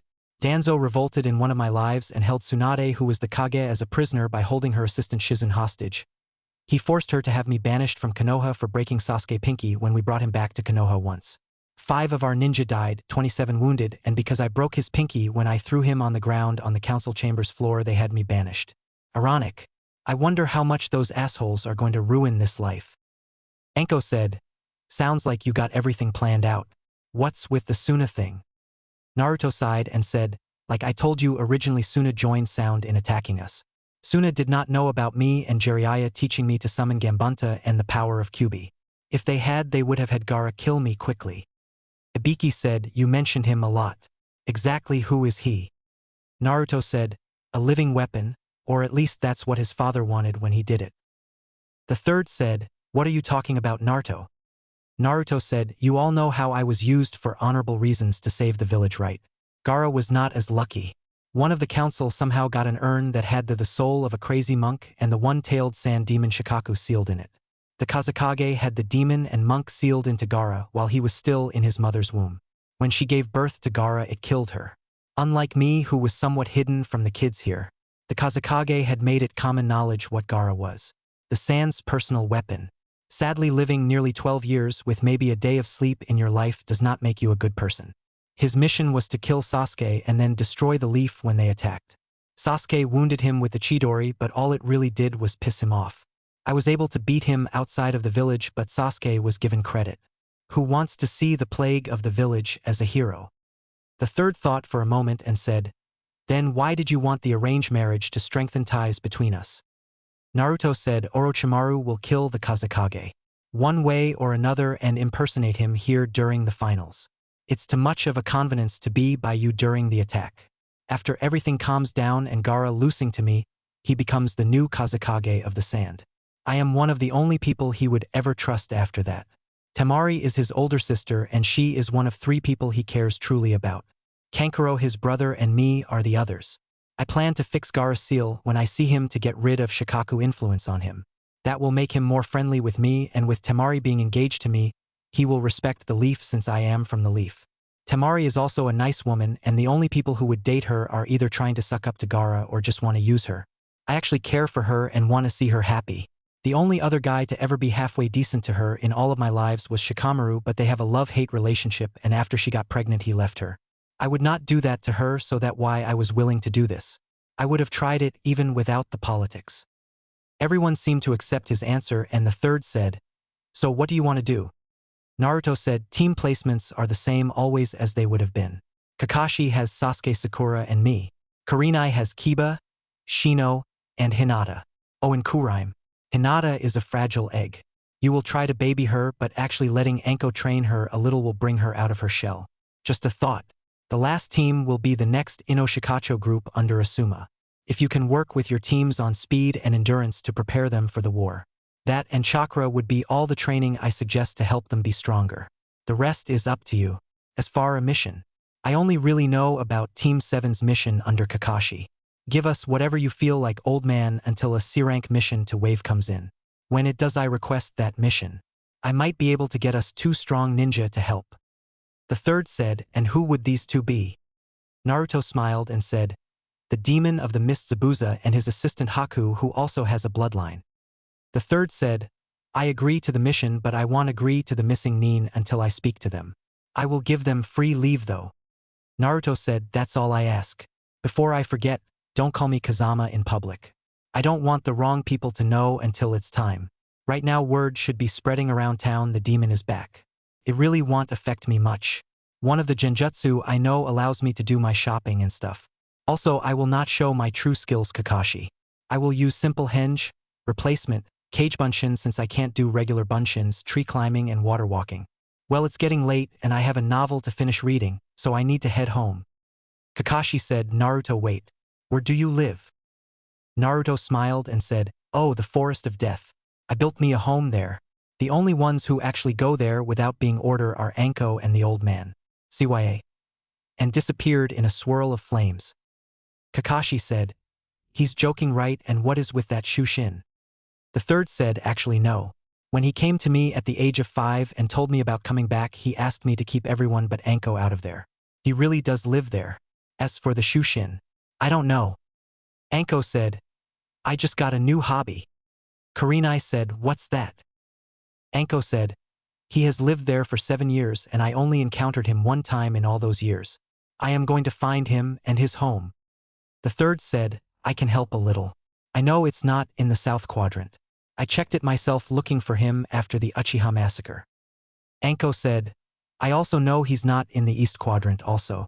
That means I have 10 square miles to look for him in. Kurenai said, when you find it let me know. I want to see it. With an evil look in her eye. Asuma leaned over and said, I have not seen that look for 7 years now since she came and asked me about calling her Sensiheim. Ibiki said, well, I got some abnu to order around. I got the feeling I am going to have some people to have fun. I mean torture soon. As he left, Kakashi looked at the third and said, is he really related to the Sanins? The third said, truthfully, I don't know, but with that bloodline I say it's a good chance he's related to one of them. Kakashi nodded and said, I am going to have fun with this team. Before leaving in a swirl of leaves, Asuma said, you know when Tsunade finds out about him, if she is related to her, you're dead right. The third said, at least thanks to Naruto the last 7 years have been good. Asuma looked confused and said, what do you mean? The third chuckled and said, he told me how to do all my paperwork in a fraction of the time. Asuma said, really, how? The third said, cage bunshin. Asuma face faulted and after picking himself up said, that's so simple, I wonder how you never thought of that before. The third said, rub it in, why don't you? Asuma laughed and left. The third sighed and said, so what do you both want? Kurenai said, answers. The third sighed and said, I'm getting too old for this shit. Very well. I will answer what I can. Both women nodded and so into the night the interrogation went. In the Forest of Death, assertion blondes sneezed every few moments. The next day at the academy everyone was sitting in class waiting on Irika to come in. Each person was doing their own thing. Some were interested in others. Most of the fangirls in class were busy looking at 2 people. Sasuke and Naruto. Sasuke because he is the last Uchiha and Naruto because he is a mystery and had the whole badass swordsman look about himself. It helped the fact that he was a badass swordsman but no one actually knew that. Today his look is different than before. Today he had a black pants and his sword and a black vest unbuttoned with and no shirt underneath but a blue sash around his waist to cover where the seal was supposed to be. He had a black wrist guard on each hand and the seals were still on each hand. Think Vaughn from Final Fantasy XII. Sasuke was looking at Naruto from the corner of his eye every time his fangirls looked away for a second. I would go into his thoughts, but since they are a broken record, I will only play them once. I must get stronger to kill him. I am an Avenger. No one is better than an Uchiha. I bet he is weak. Cute ass. Okay, I need to stop there. Sasuke's mental thoughts on Naruto are disturbing after that.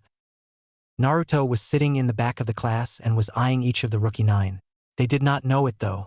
Why, you ask? He had on a pair of black pilot-style sunglasses.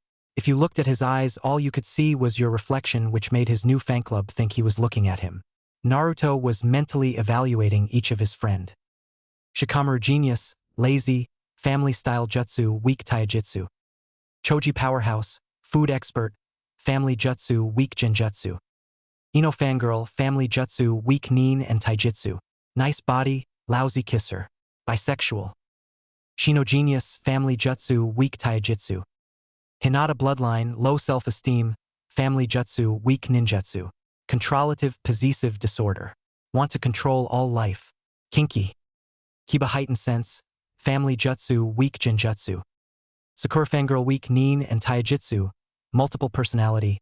Great medical if trained. Sucks in relationship. Killed myself after I kissed her and saw her naked. Could not even touch her. What the hell did I ever see in her anyways? Sasuke traitor must die. Psycho, weak in sealless jutsu and other bloodlines. Weak genjutsu Sharingan cancels them, so if he has them on, useless. Naruto sighed and thought, may have dated those 3 but never slept with them. Thank God. Ino wants a guy who is also bisexual and is willing to show whole body to get a guy. Hinata wants to chain you up and control everything. She actually tried to tell me when to go to the bathroom. Sakura, it is actually a good thing she has a big forehead. If anyone would have thought to look, they would have seen the genjutsu on her body. Her breast never developed and puberty hit her hard elsewhere. To have a monthly twice a month. No wonder she is always in a bad mood. Mentally, if I dated any of them Aegean, I would kill myself. Anko was right about me getting to know the women I would like to maybe spend my life with. Naruto was brought out of his thoughts by Ino, who had walked over and said, "Hi, I'm Ino." Naruto thought of something and said, "Ino, even though I just met you, I bet you I can tell you almost everything about you. If I can, would you do me one request?" Ino was blushing and said, "Anything." Naruto said, "You work in a flower shop, love lilacs, like Sasuke, but you also like girls. Want to find a guy who would also like girls and guys and hopes to embarrass your parents by changing you family business into a Ika store and has the entire collection in your closet under the floorboards. Am I right on most of it?" Everyone in the class was looking at them and Ino was red with embarrassment. Naruto decided to cut her some slack and said, "If I am right on at least one thing, then I also know things about others like that. If so, I have a list for you that you should use to find a true soulmate. My request is that you go down this list and date all 5 names at least once and make it a real date. You can't say no to dating them based on age, weight, or looks, and you cannot say the name Sasuke once on them or compare the date to Sasuke. Deal? I promise you that one of these is your soulmate," holding out a list folded over. Ino looked at it and then at Naruto and then the list and then at Sasuke and said, "Deal." Grabbing the list, Naruto grabbed her arm and said, "Remember, you have to give each person a real chance. I will know if you don't, and since I can guarantee I will be on a team with Sasuke, I will tell him on you if you break your word. If you really like him, then you don't want him thinking you're a liar." And released her, making her walk over and sit down. Shikamaru said, "That was troublesome. You set her in a perfect trap and never met her before. I bet you even set her up with the biggest losers there are. It's so troublesome." Ino walked over and said in a stuttering voice, "Shikamaru, I was wondering, would you go with me tonight on a date?" Shikamaru's eyes got as big as a silver dollar and then returned to being lazy, and he looked at Naruto and said, "I would hate you, but it is too troublesome to actually think of getting revenge. Yes, Ino, I will pick you up at 6. Sakura had her mouth hanging open and said, "Take that in a pig. Love conquers all." A vein appeared on Naruto's head and said, "Quit trying to make yourself look good, Sakura. Inner Sakura will hound you if you about not having a date later." Ino looked at Naruto wondering what he meant. Sakura was pale and sat down, leaving everyone to wonder what he was talking about. Naruto sighed and said, "Hey Kiba, do me a favor." Kiba looked at him and said, "Why should I do you a favor, and how do you know our names and so much about Ino?" Naruto said, "Simple actually, I heard all of your names yesterday during the testing. I know so much about Ino because I heard her family business in town. As for anything else I know about her that may or may not be true, is I can read people like a book. As for why you should do me a favor, I will owe you one later. After all, only thing I was going to ask you to do was deliver a scroll to your team sensei. I was told to give it to her on my way here, but I was too busy.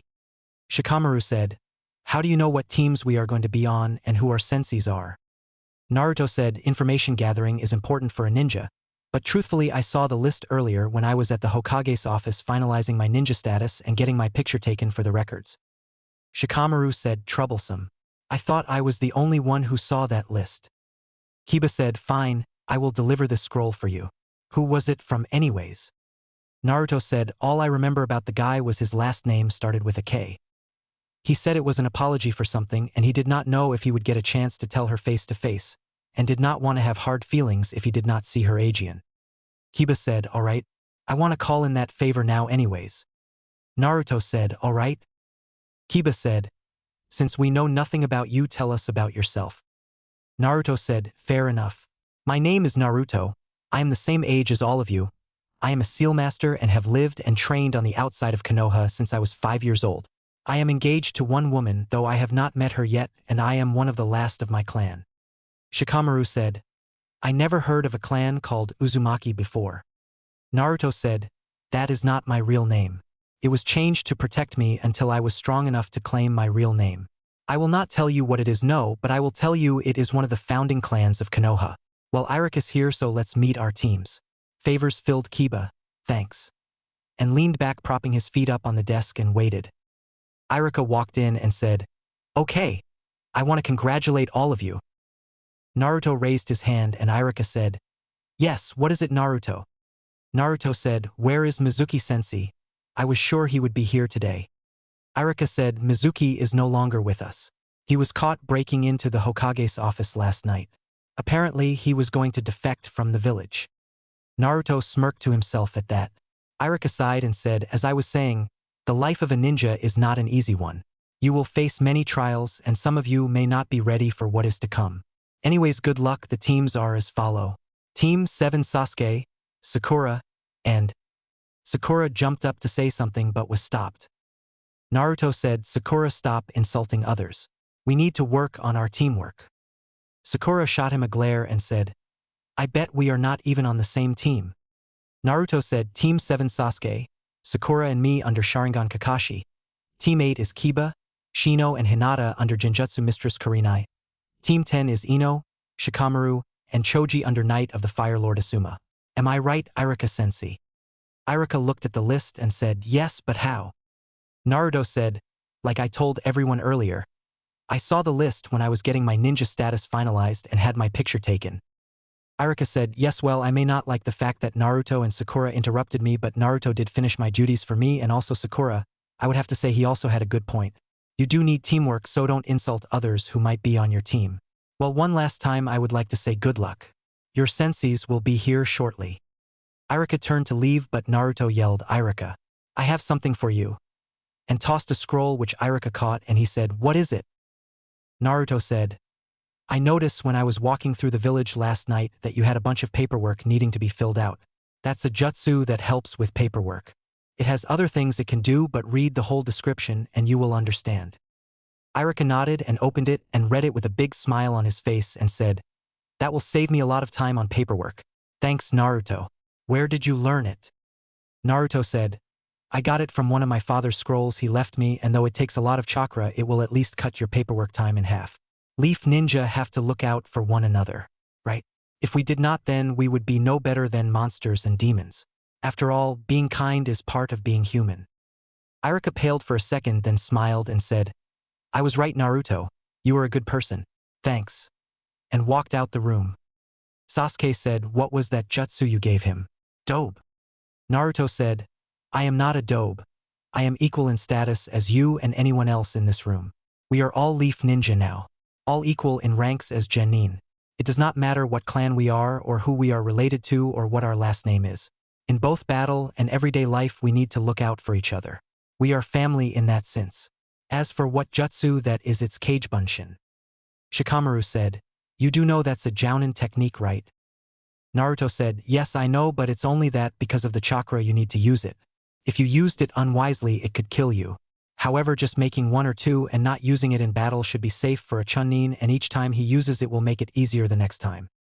Sasuke said, I don't need help. I am stronger than all of you anyways.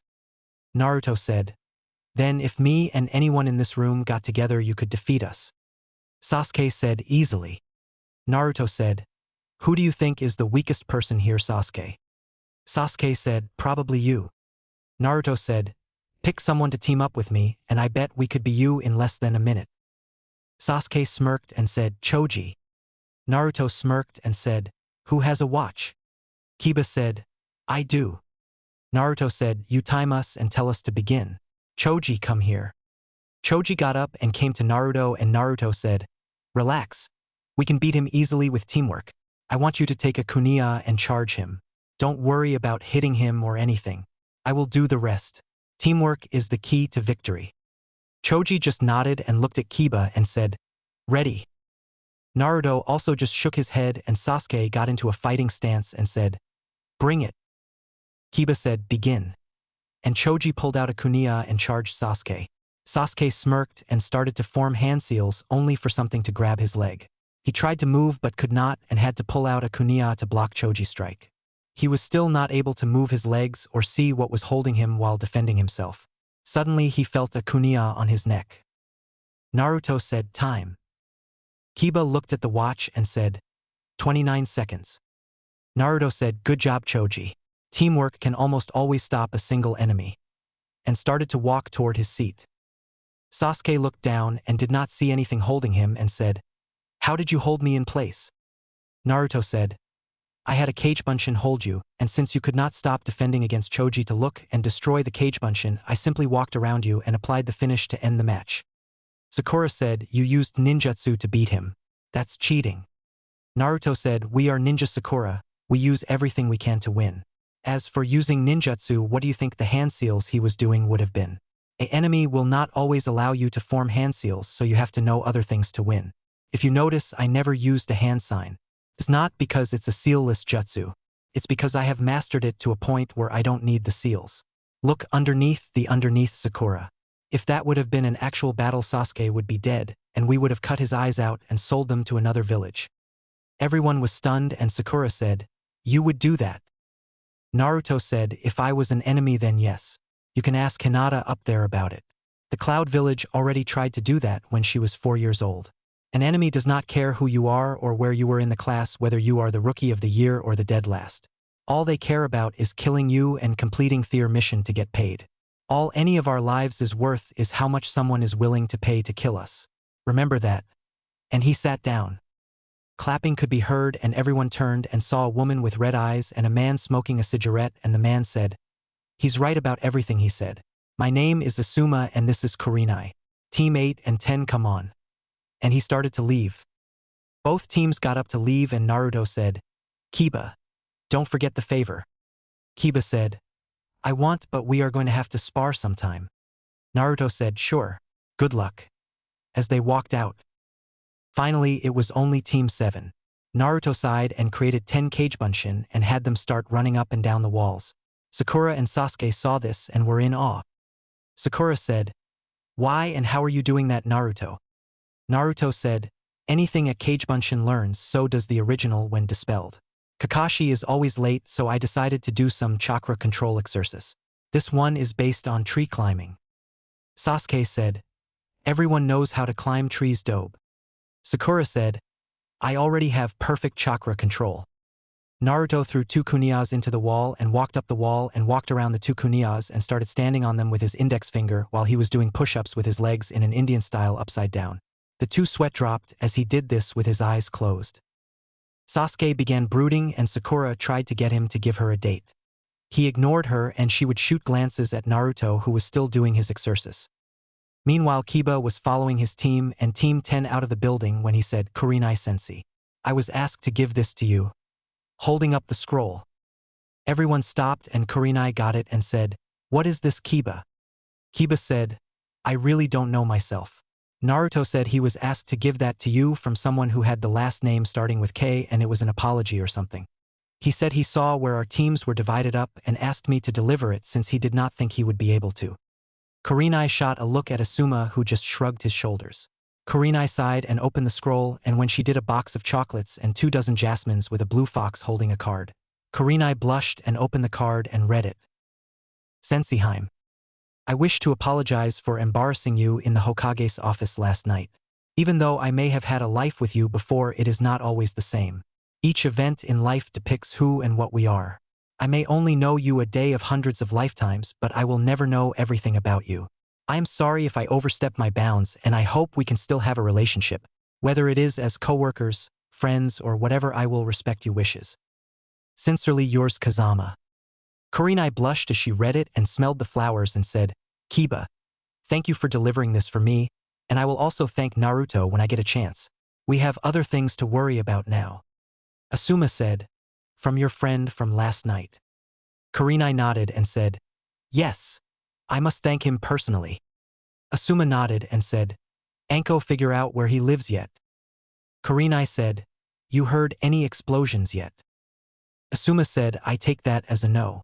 Maybe I should talk to him. Kurenai said, you will do no such thing. Asuma said, but what about us? Kurenai said, right now there is no us. And there is no me and him either. I am not saying there won't be, but I want to know him some first. Jealousy does not suit you, Asuma. Asuma said, he is 8 years younger than him. Kurenai said, I am 4 years younger than you and I am old enough to make a decision about this myself. Besides, age does not really count in his case. Besides, his eyes are my favorite color. Asuma sighed and said, I guess you're right. Just promise me to take it slowly. Kurenai said, Asuma, I did not know you cared. Asuma said, women. Can't live with them and can't take a kunia away from them. Kiba said, who are you both talking about? Asuma said, probably the strongest ninja in the village. Ino said, the Hokage. Kurenai said, no, not him. Anyways, let's get our team meetings out of the way and get the testing done also. Everyone looked confused as they broke into individual teams. Back with Team 7, Naruto sneezes. Sakura looks at the clock on the wall and said, how late is this Kakashi going to be? Naruto said, how long has it been so far? Still with his eyes closed doing his exercise. Sakura said, 2 hours. Why? Naruto said, about another hour. Sasuke said, how do you know this Kakashi? Naruto said, when I found out who were on which teams, I learned everything I could about them. Kakashi is quite famous. Sasuke said, "Whe, did you call him Sharingan Kakashi?" Naruto said, he has a Sharingan in one of his eyes, and no, he is not an Uchiha. It was implanted after he lost his eye. I don't know how or from who, but he has one. He is said to have copied over 1,000 jutsu. We could only hope he teaches us some of them. However, Naruto was thinking, I will actually be surprised if he knows one that I don't besides Chidori. Sasuke just HMPD. Naruto sighed and said, Sakura, why did you become a ninja? Sakura said, for someone who seems to know everything, you don't know that. Naruto said, I'm sorry, I was trying to be friendly and a teammate. You became a ninja to impress Sasuke and defeat your rival Ino, who was going to be a ninja. You are the first female in your family to ever be a ninja, and you believe that Sasuke will save you from any enemies that attack us. Answer me this, Sakura. We get attacked by 20 enemies. I am fighting 5 ninja. Kakashi is fighting 5 ninja. Sasuke is fighting 5 ninja who are at least Chunin or higher in rank. Who is going to fight the last 5 enemies? Sakura said, that won't happen until we get stronger, so I don't have to worry about that. Naruto said, in the past 10 years, over 60 genin have died thinking the same thing, Sakura. Are you sure you want to bet your life on that belief, or would you rather take the time to actually try and improve your skills? You might even be able to show Sasuke you are stronger than he thinks you are, and then he might date you. Not showing any emotions, though he hated using a girl's lust for the traitor. Sakura sat quietly thinking what Naruto had just said. Naruto was quiet for a moment and said, what the hell? And jumped off the wall, landing on his feet and looking at the door. Both Sasuke and Sakura looked at him, and Sakura said, what? Naruto said, he's early. And just then the door opened and Kakashi walked in. Naruto said, you're not late. Kakashi smiled and Sakura said, yes, he is. He's 2 hours late. Naruto looked at her and said, never mind. So what are your first impressions of us? Walking to the wall, taking out the 2 kuniyas. Kakashi smiled and said, my first impression is, I hate you. Smiling behind his mask, Kakashi said, meet on the roof, and disappeared in a swirl of leaves. Naruto disappeared in a swirl of flames, leaving Sasuke and Sakura confused. When Naruto got up there, he said, "What's the deal, Kakashi? You're never early unless someone threatens you." Kakashi said, "Leave a Kagebunshin and go see the Hokage."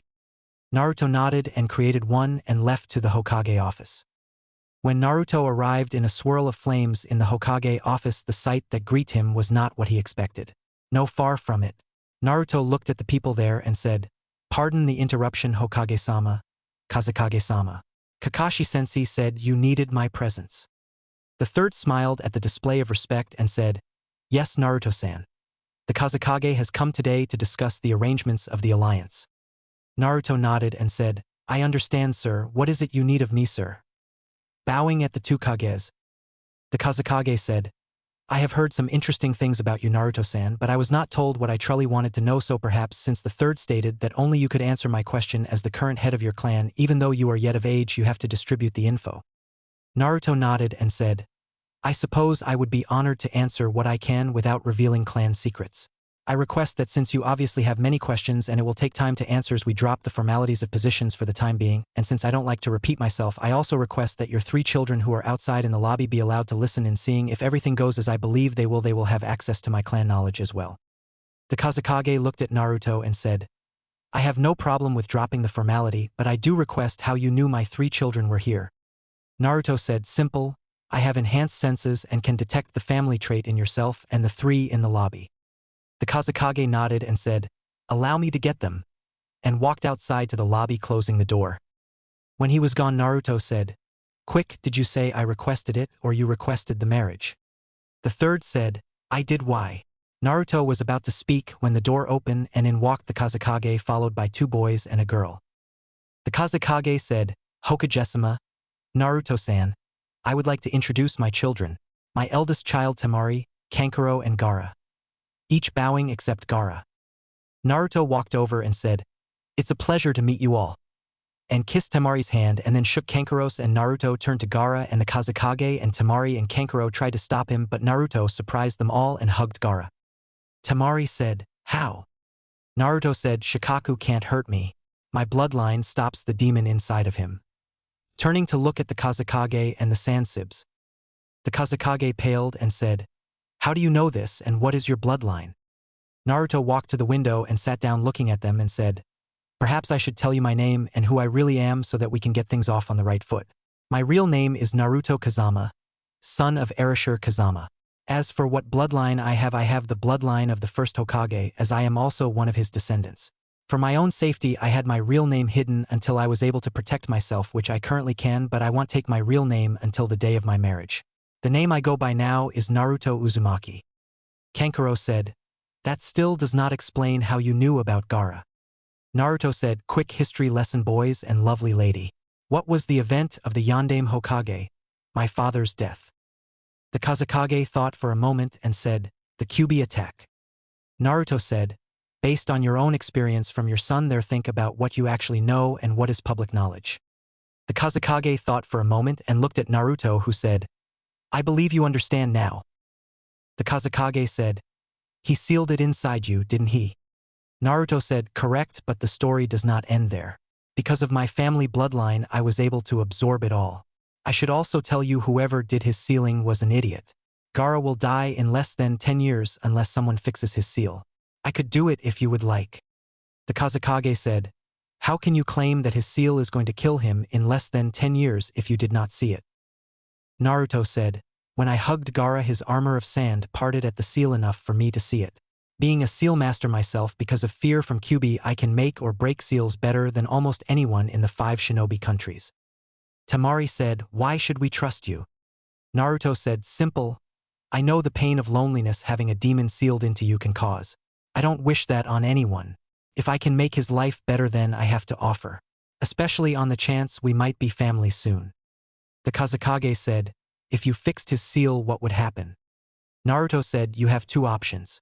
He has a simple 3-star seal on it with a berserker seal over it. I can either put another 3-star seal on it, but Gaara would still suffer from the mental trauma of Shikaku and the Berserker seal, or I could put on 2 4-star seals which would shut the raccoon up and allow Gaara to sleep. He would still have his ability to use sand and it could pass down to his children, but he would have to work on his control for about a month, but it might actually be better than it is now to get it back up to speed. Both options have benefits and setbacks.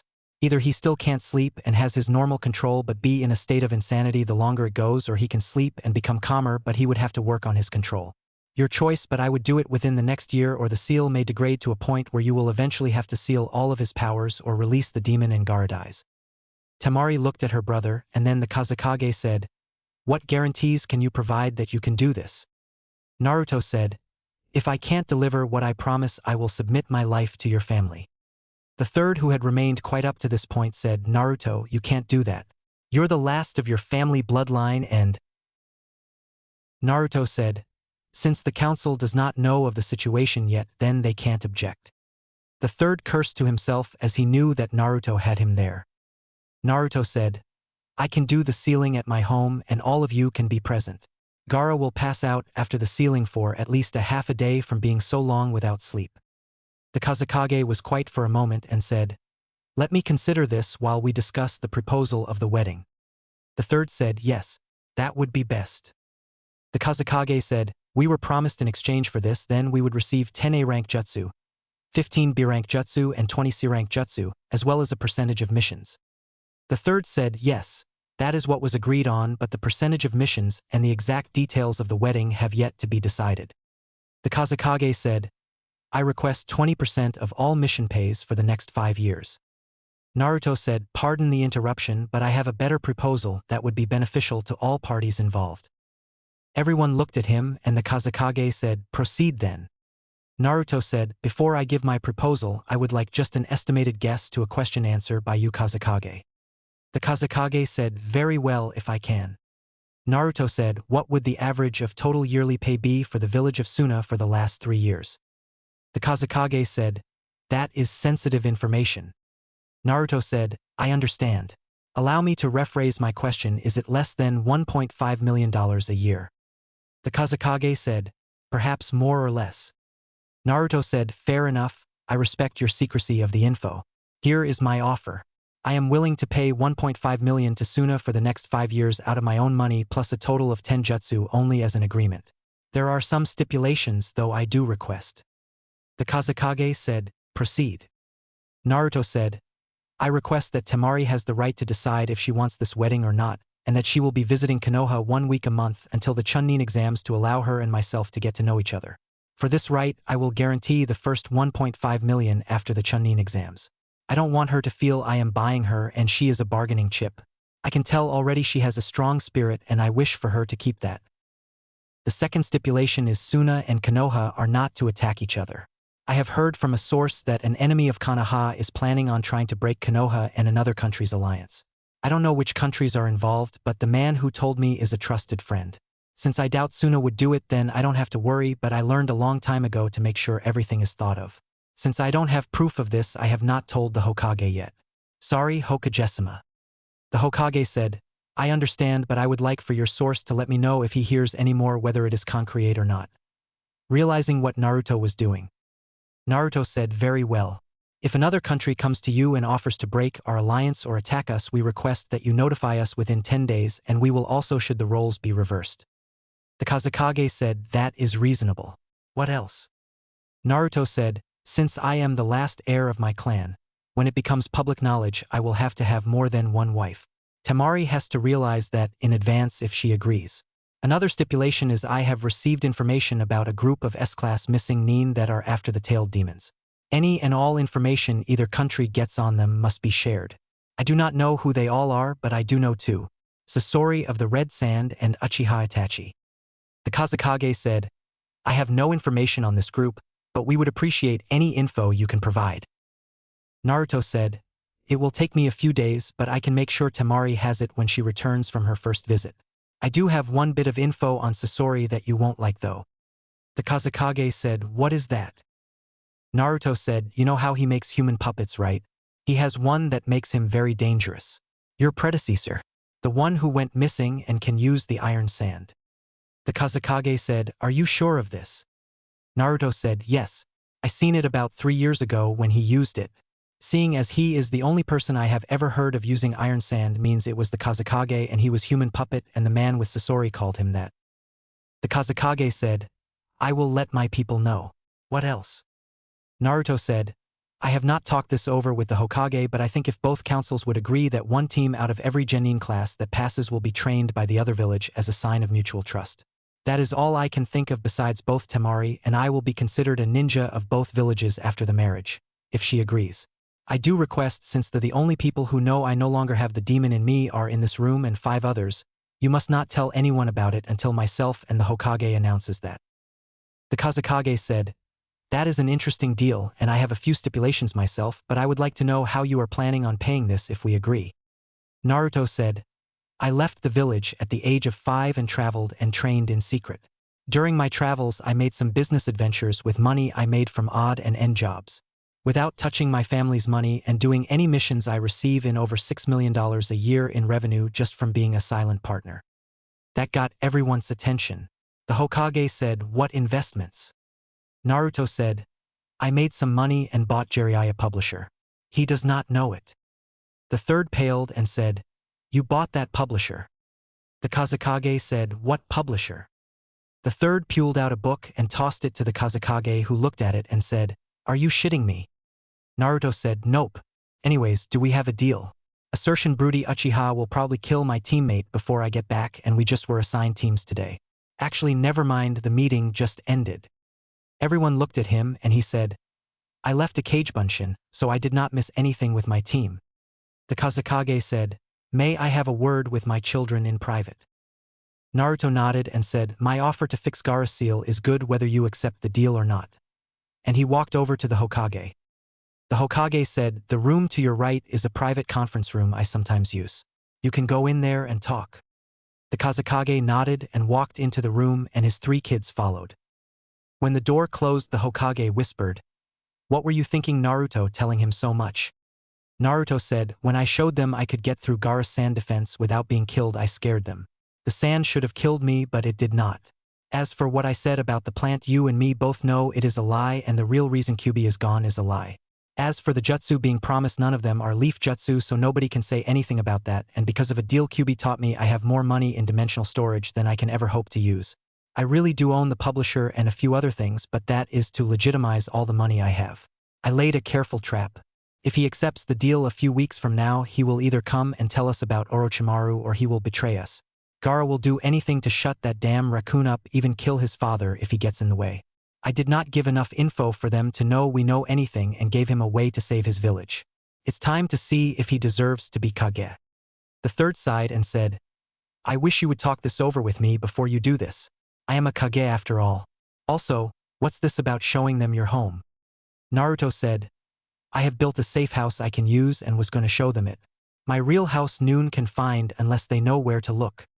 Just then the door opened and Asuma walked in along with Kakashi and Kurenai and a bruised-looking Anko. Naruto looked at her and said, tried to find my house, huh? Anko said, shut up, Gaki. I should have known you had traps set up in there to protect you house. A voice from behind the Jounin said, yes, you should. A kid as talented as Naruto here should be able to come up with some interesting traps, being a seal master and all. The Jounins turned and saw the Kazekage with his arms crossed. A girl a little older than Naruto with a fan on her back looking pissed. A boy with makeup looking at his brother and father, and a red-headed boy who looked to be straining.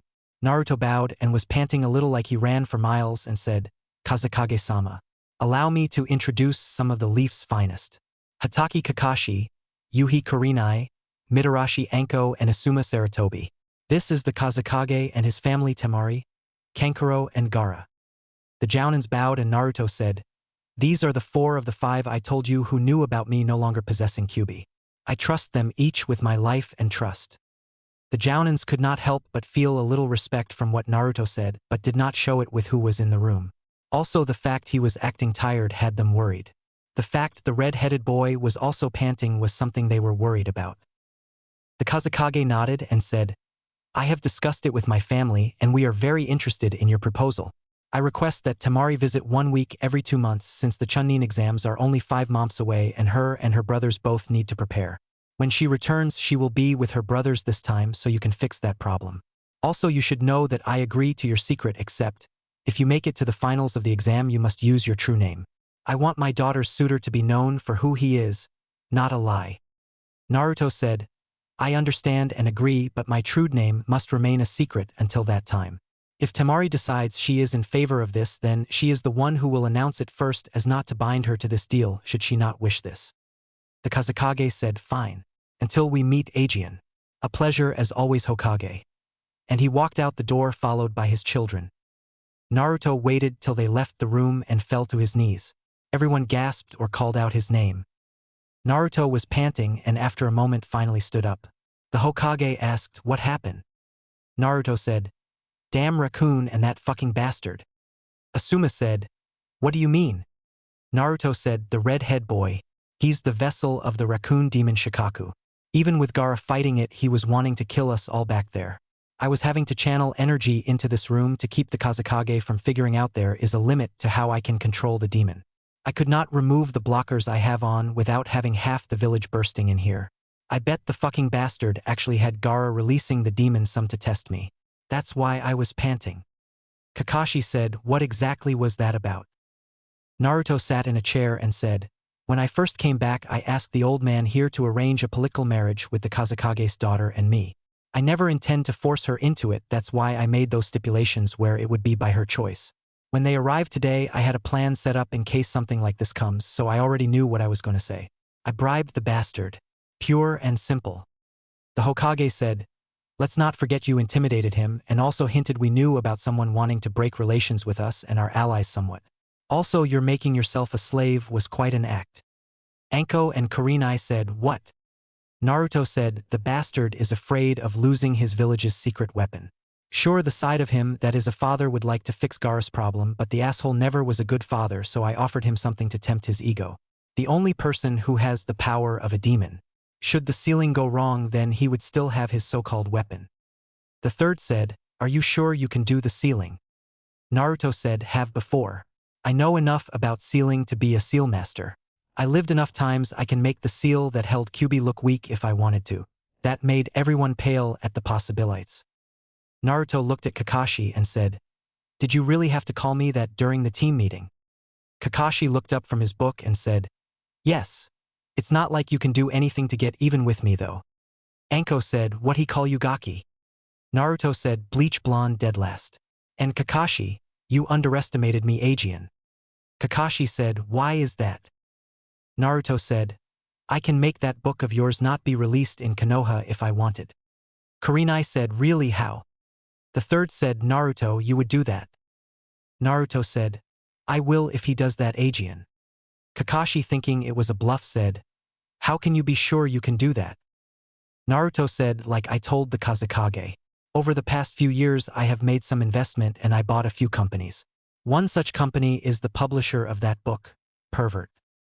Kakashi paled and said, you're joking, right? Naruto looked at Anko and smirked before he said, Anko, my house is not on the ground. The third said, so what do we do now? Naruto said, proceed as planned for now. When Temari comes for her visits, make sure my team only has D-rank missions so I can talk to her and get to know her and her me. If the council wants to know why you are letting me escort her around town, say that her father requested it. You have no idea why. Also better start planning on announcing my real name when the time comes. The third nodded and Naruto said, is that all? Asuma said, I think Kurenai has something to say. Only to receive an elbow in the gut. Everyone looked at Kurenai after she hit him and she said, I do need to say something but later. I need to gather my thoughts. Naruto nodded and said, CYA tomorrow then Kakashi. Have fun. And disappeared in a swirl of flames. After Naruto was gone, everyone looked at each other and the third said, so what are you here for anyways?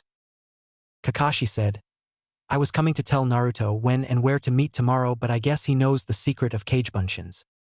Asuma said, Kurenai and I have already tested our teams and they passed, so we just came to turn in the paperwork.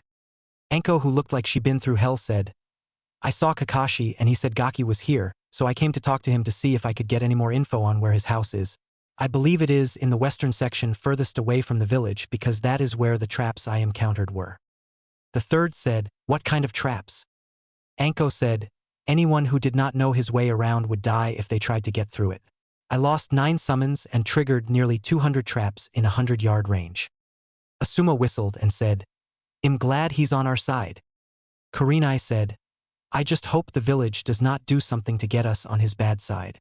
Imagine the eth and destruction that he could cause." The third nodded and said, "Okay, let's call it a day. Thanks to our visitor, I am behind on paperwork, so I need to get to work."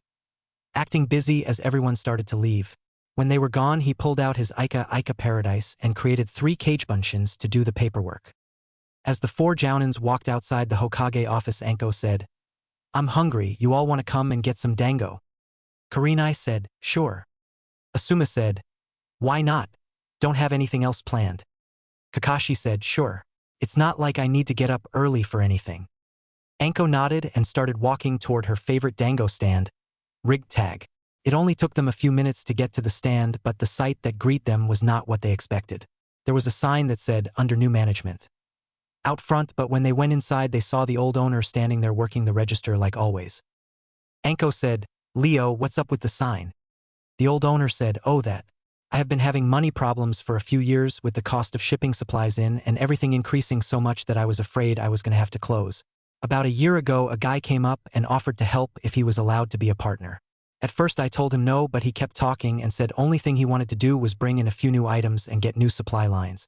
I was under contract with my old ones and could not change them until recently, but now the new lines are coming in, and so we decided to announce the deal even though he's been my partner for over a year now." Asuma said, "So what new items has he brought in?" Leo said, "Well, just mostly a few variations on dango, like some fruit and also some drinks. Nothing major because he did not want to change what my customers have liked for years. What surprised me was that he also helped the ramen stand down the road owned by that one guy and his daughter. The only thing he changed about them besides getting new ingredients is he wanted a few drinks that I don't carry. He said he did that to help our economy, and also he wanted to repay a debt of kindness. Hey, I'm not one to complain. So what would you have?" Anko said, "I will have the usual."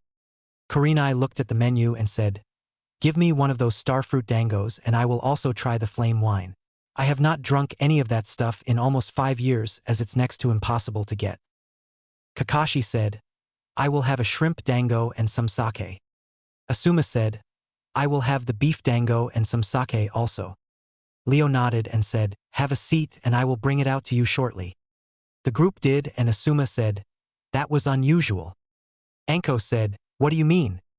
Asuma said, "Well, usually when someone goes into partnership like that, they usually want to change names, change the menu, add their own ideas to the company. All this guy seemed to do was just make it easier to do what he already was doing and add a total of 10 items to the list like they were all his favorites or something. Seems like a lot of work to ensure that his favorite foods are available here if you asked me."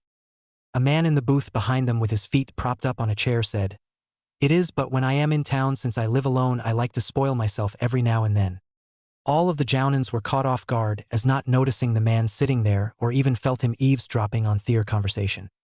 Anko, hating to be caught off guard, said, "It's not nice to eavesdrop on a conversation, buddy." The man who was sitting with a glass of wine, a bit of fruit in a bowl, and a book in his hand, dressed in a black pair of shorts and a white pullover t-shirt, said, "I'm sorry for that, Anko. I did not do it on purpose. I just wanted to relax after earlier today and did not feel the need to cook myself." Asuma narrowed his eyes and said, "Mind if I ask how you know Anko, friend?" Just then Leo came over with their food and said, "Oh, Erishur, I see you met some of my best customers. I want to thank you again for allowing me to make those new renovations that are coming." Erishur said, "No problem, Leo. Like I told you before, as part of the deal, you have $400,000 a year to use for whatever you want as long as you make sure the fresh fruit and my wines are in whenever I feel the need to show up, and as long as you never turn away a customer because another customer does not like that one. I feel everyone should be treated fairly no matter who they are. As long as they can pay the price on the sign, they are all equal no matter if they're a king or a peasant or anything in the middle." Still not looking up from his book, Leo said, "Of course not. After helping me with so much, I would hate to do anything to upset my partner." Erishur said, "Is your son still planning on going to Rice Country next week?" Leo said, "Yeah. His friend from childhood quit writing almost 4 months ago, and he wanted to check on him." Erishur said, "Rice is having a sort of problem with missing Neens right now. I know that he is stubborn and all, but I hope he will listen to my advice and hire some ninja." I told him I would gladly pay for it. He is a good Ortha and I would hate to see something happen to him. Leo said, I will talk to him, Aegean. I trust your advice since you've been right before. Well, I got customers. Enjoy your evening. And walked back to the counter. Erishur sighed as he took a drink from his wine and turned a page in his book and still felt the other ninja keeping an eye on him. He said, relax, Asuma. Even a genin knows better than to call out a total stranger's name like I did. Asuma said, then if you know better, why did you do it and who are you to talk to us so casually? Each of the ninja had a weapon in case he was an enemy. Erishur said, it never fails to surprise me when a ninja fails to look underneath the underneath, right, Sensiheim? Kurenai stiffened for a moment and blushed and said, so this is your disguise, Naruto? As she closed her eyes in pleasure. She was cut off suddenly by Erishur putting his finger to her neck and sending a small amount of chakra to her pleasure nerves. Kurenai slowly opened her eyes and Kakashi said, what was that, Erishur? Erishur chuckled and closed his book and said, I'm sure you understand why I am using my father's first name, but I just hit a massage point I learned over my lifetime. I figured doing that would have been better than saying don't use that name while I got this disguise on. Asuma said, don't you think you're being paranoid, Erishur? Erishur snorted and said, keep an eye on the street for the next few minutes and tell me if I am paranoid or not. Oh, and watch my stuff. That book is getting good and I still like to finish my wine. As he headed outside and around the corner. 2 minutes later, Naruto walked by the outside of the dango stand with all 4 ninja watching what was going on. They were surprised by what they saw. Apparently word spread about Naruto being back in town because when he walked down the road, a fresh fruit vendor threw a rotten tomato at him, and a man spat on the sidewalk in front of him, and Naruto said, hi, to a woman, and she pulled her kids away saying, not to go near him, he's a bad man. About 5 minutes later, Erishur walked in and sat down in his seat, Aegean, and said, the only people I have met that know I am back besides your 4, the old man and Ibiki, is Irika, Mizuki, who is in jail, the guy who takes ninja pictures, and the kids at the academy. Just from a possible 30 people hearing my name and 27 of them not knowing about me has already spread across the village. I say by the end of the week the council will have a meeting and someone will either try to have me killed or kicked out of the village for being a threat. This village would take Orochimaru and Uchiha Itachi back with open arms and pardons if they had a choice of getting them and get rid of me or keep me and get rid of them. He grabbed his book and finished his glass of wine. He turned and said, enjoy your meals. Don't worry, Kakashi. I won't tell the other 2 the hidden reason behind the bell test tomorrow. The upset chicken-headed insignificant hard ass will probably want to test his strength against me in a fight, and the pink harpy will think Sasuke's the best and will save her from anything, so I won't really care about showing any real skills during the test, but I will try to be a team player. I enjoyed the conversation with you all and hope we can do it, Aegean, sometimes. It's nice to relax with people you trust. Anko said, question Gaki. How come you call her Sensiheim but never call me any type of affection? Erishur said, simple, Anko. I promised you in my past, I would never call you those until I killed the Hebe team. I keep my promises. Besides, you won't let any guy get truly close to you until you know that thing on your shoulder will never affect you, Aegean. That reminds me, after the exams I will remove yours, Aegean. CYA as he started to walk to the door. Anko screamed, wait. Everyone in the restaurant looked at her. Luckily the owner, Erishur, and the 3 other jounins were all that was in there. Naruto turned and walked back over and said, yes. Anko said, you can remove it. Naruto said, level 1 I can, but only if the host truly wants it. For you I can, but with as pow. Every one of the jounins who were looking at him a moment ago listening now heard a low growl and saw his eyes flash red for a moment, freaking them for a moment. They looked at him and saw his eyes narrow and looked out on the street to see what he was upset about. They saw a black-haired boy talking with a gray-haired boy with glasses. Kurenai said, what's wrong? Naruto watched the boys outside in silence a few moments and saw the black-haired boy hand the gray-haired one a folder. Naruto whispered, motherfucking traitor. Kakashi nodded to the others and put his hands on Naruto's shoulder, and they all left Shushin to the Hokage's office. When they got there, Kakashi saw only the Hokage there and said, Naruto, what was that about? The 3rd saw them arrived, and after hearing Kakashi call the man Naruto, figured it was a henge and listened as Naruto said, I knew there was a connection but never could prove it. That is how he got all our info. The 3rd said, what, Naruto? Naruto walked over and powered a Rasengan and destroying a target dummy in the corner, surprising the others by both the Rasengan and the speed and display he made, and said, that gray-haired boy was Kabuto, Orochimaru's right-hand man and spy. He is stronger and more dangerous than you, Kakashi, so don't underestimate him when the time comes. He can regenerate from near death, so make sure you destroy his body. The other boy you all saw was Sai. With venom in his voice, Naruto closed his eyes because he is feeling his rage building. Asuma said, "What's so special about that Sai kid?" Naruto said, "He is a member of Root and Danzo's son." Silence filled the room at that. Naruto said, "I knew there was a connection there but never could find it. I need to calm down before I go out and kill them both." Walking over and sitting on the windowsill, the third said, "What happened?" Asuma said, "We ran into Naruto in his disguise he has on at the dango shop." Naruto was just explaining how he was going to remove Anko's curse seal when he saw those two men. "We saw his eyes change color and became concerned when he ignored us, and we saw the two men talk and one pass a package to the other. We brought him here to find out what that was all about and to calm him down." Naruto sighed and said, "I want to thank you all. Even with all my experience, I still act on impulse sometimes. I was not expecting to see that. I guess you, Kakashi, will be the only teammate I have that won't betray me." Kakashi said, "What do you mean, Naruto?" Naruto said, "Sasuke will try to kill me when he defects. After Sasuke defects, me and Sakura get specialized training. Me under Jiraiya and Sakura under Tsunade. The lifetimes that those events happen, we get a special mission to retrieve Sasuke. You are unable to because of injuries, so Yamato replaces you as our sensei and Sai replaces Sasuke. Now I find out Sai is working with Orochimaru, pisses me off. As for what I mean by Sakura, if I show any skill Sasuke wants, he will promise her a date if he can't get me or you to tell him, and use her as his personal spy to look around my home or try and get me to tell. Sorry, I learned from my mistakes." Kurenai said, "Are you sure you're not jumping to conclusions, Naruto, about this Sai guy?" Naruto said, "Old man, you know Sai, right?" The third said, "I have met him before, yes, why?" Naruto said, "What was his personality like?" The third said, "I don't understand." Naruto sighed, still in his erasure henge, and said, "Danzo groomed Sai since the day he could remember to be his personal servant. He forced Sai to become socially isolated. He has no emotions at all. He won't talk to anyone because he does not know how to. All he knows is how to kill and do whatever Danzo tells him. If he says to kill yourself with a smile on and cry at the same time, he will.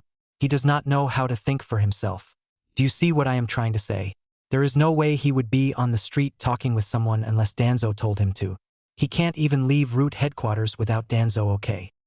The third sighed and said, "That is what I was afraid of when he wanted you to be a secret weapon for the village all those years ago." Just then the door opened up and the secretary said, "Sorry to bother you, Hokage-sama, but Hyuga Hayashi is here to see you." The third said, "Send him in." But notice Naruto had disappeared, but the others were still there and the training dummy was back in place, Aegean undamaged. Hayashi walked in and the third said, "To what do I owe the pleasure, Hayashi?" Hayashi looked at the four in the room and said, "This is concerning something I heard today and might be discussed in private." The third said, "I believe I already know why you are here, Hayashi, but go ahead. I need to finish talking with them after this anyways, so go ahead." Hayashi said, "Very well.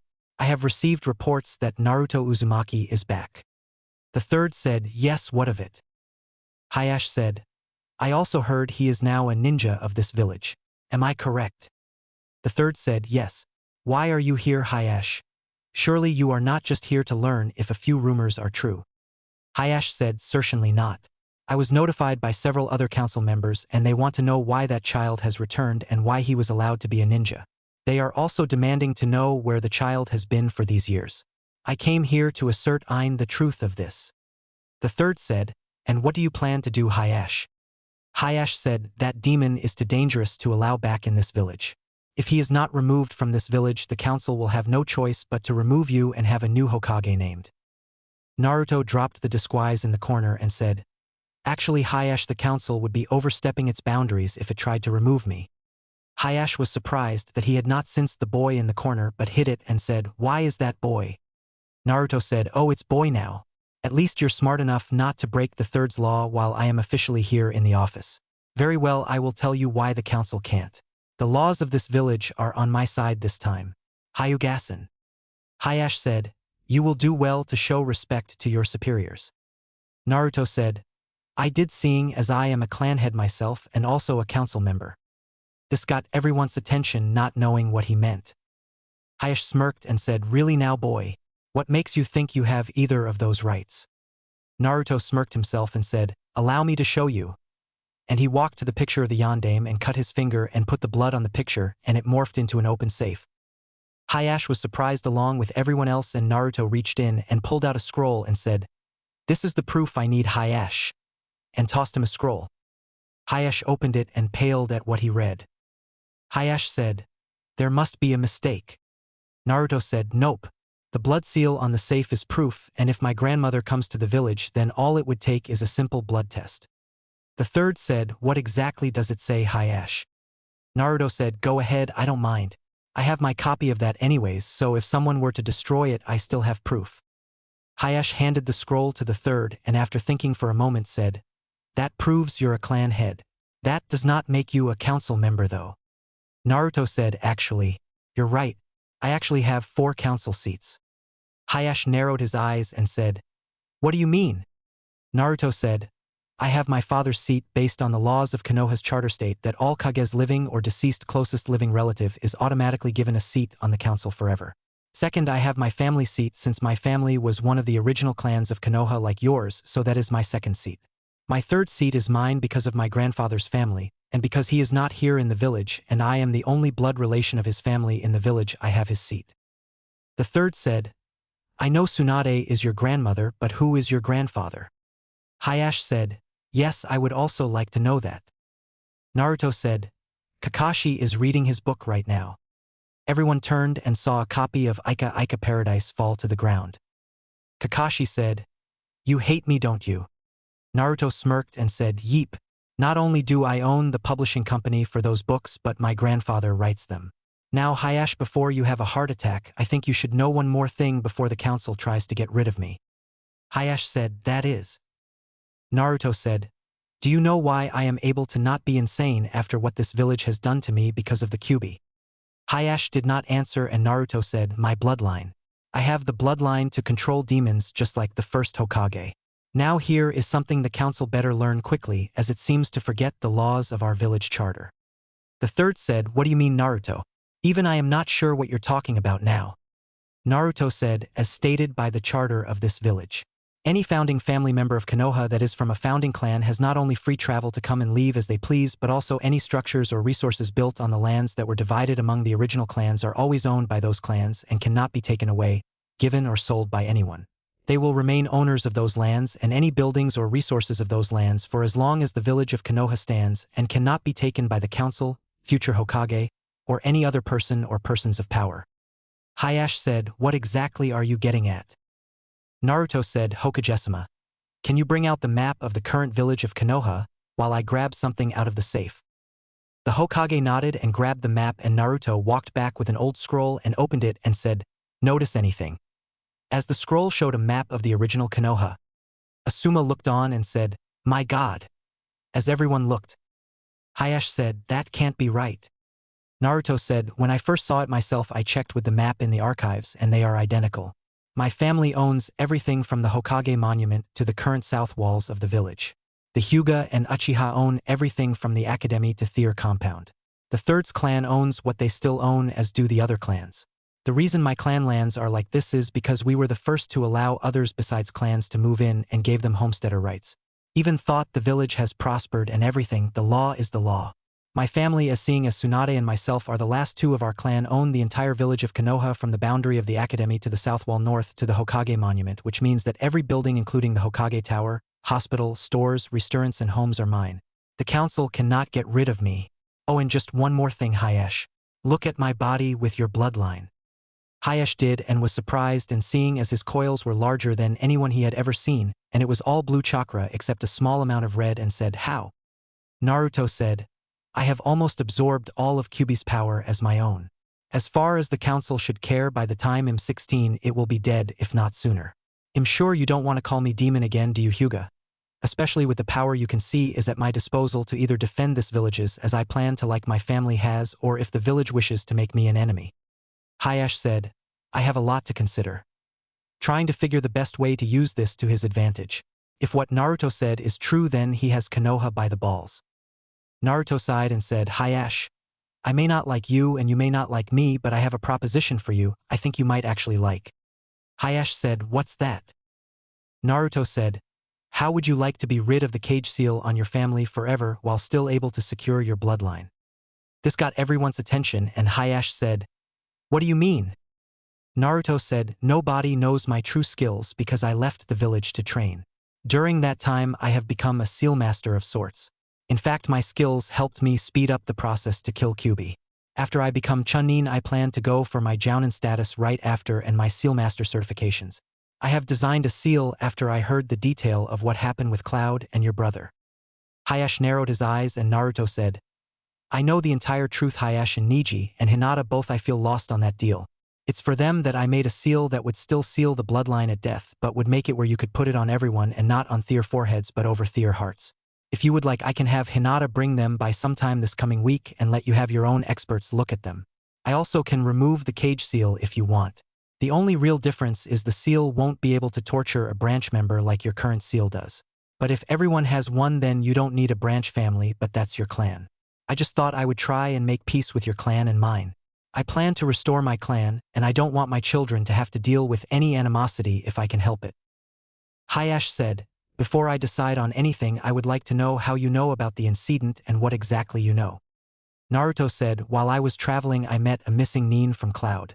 He told me about how he was supposed to meet the man you killed and help bring Hinata back.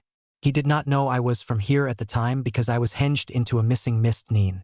He told me about how they discovered the switch but was too late to object and how he was supposed to be killed because of his failure. I killed him and turned him in for the bounty Cloud had on him. Anyways, after that I went to Cloud and turned in a bounty on the man, and while I was there I broke into the record office and found out more info. Apparently they found out your brother took your place to save your life. I also found out that they had help from a Hyuga named Hairi in getting the details of your family home. Hayashi narrowed his eyes and said, do you have any proof of this? Naruto said, all I got is of the mission scroll the Cloud nin I killed had on him. He was supposed to destroy it but used it as a bargaining chip to keep Cloud from sending hunters after him. It detailed when and where to meet Hairi and what he was supposed to deliver for the info. Everyone in the room was stunned at this and Hayashi dropped his emotionless mask and said, if you do have that I will make you a deal. Naruto said, give me about 5 minutes and I will be back, and flamed Shushin away. Hayashi looked at the third and said, did you know this? The third said, no. Only thing I know for sure is Naruto found out who his family is and then said he was leaving to train. He is back now, but almost everything from the time he left to when he got back I know nothing about. I will tell you this. What he has told me is true. Just then a flame Shushin appeared and Naruto had a scroll and looked at Kakashi and said, Sharingan can't copy it. I mix my wind affinity with the demon churka to cause the effect. He then walked over to Hayashi and handed the scroll and said, here you are. Hayashi opened it and began to read it and said, I can't believe he would do that. Naruto said, I believe it. From what I can tell, he is one of your council members in your clan. His father was going to be named clan head, but yours was instead, and I guess he has a grudge. Am I right about him being on your council? Hayashi nodded and said, yes. Naruto said, well, what is this deal you spoke of? Hayashi said, I will support your position as the current clan head and backing on the council. I will also agree to help with anything you need to restore your clan if I am able to. Naruto said, money is not an issue and I want to state this now, Hayashi.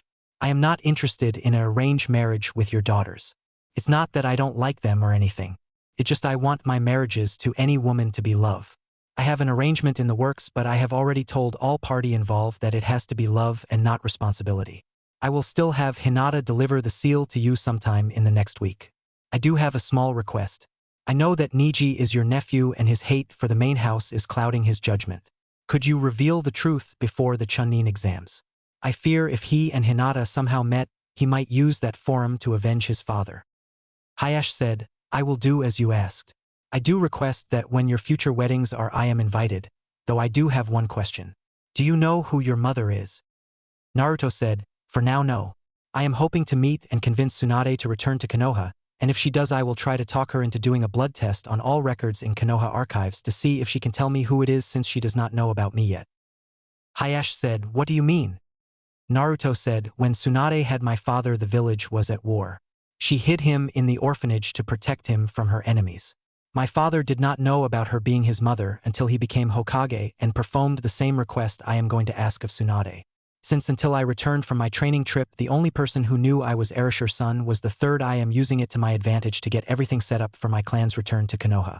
However, I do still have laws to protect me should the council try anything to stop me or my clan. Hayashi said, if I may ask, how do you know the laws of this village so well? Naruto said, I have an almost photographic memory and can read the entire Konoha library in one day with a jutsu I know. I used that jutsu with permission from one of the Fire Lords who had copies of all laws of Konoha and its charters. Hayashi said, I see.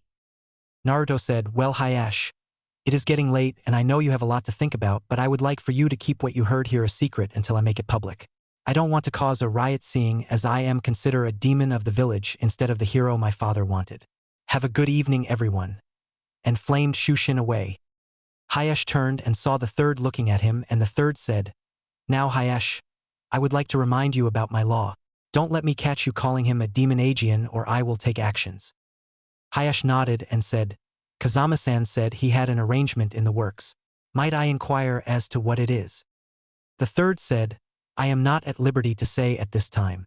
I can tell you it will either be finalized or cancelled by the time the finals of the Chunin exams.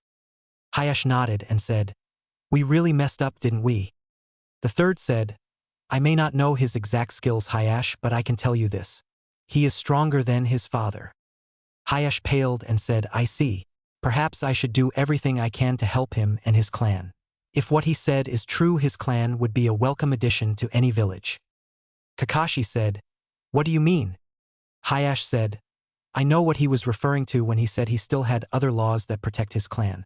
As clan head, he has the right to call for a vote of all current members in the village. He has the right to remove his clan and seize all of his clan's holdings and move them should 3/4 of the clan in the village agrees. Since he is the only clan member in the village, he can take his clan to any village he chooses. The third paled and said, I hope you will do what you promised Hayashi. If he becomes upset without village, he can destroy it without lifting a finger. Hayashi nodded and left.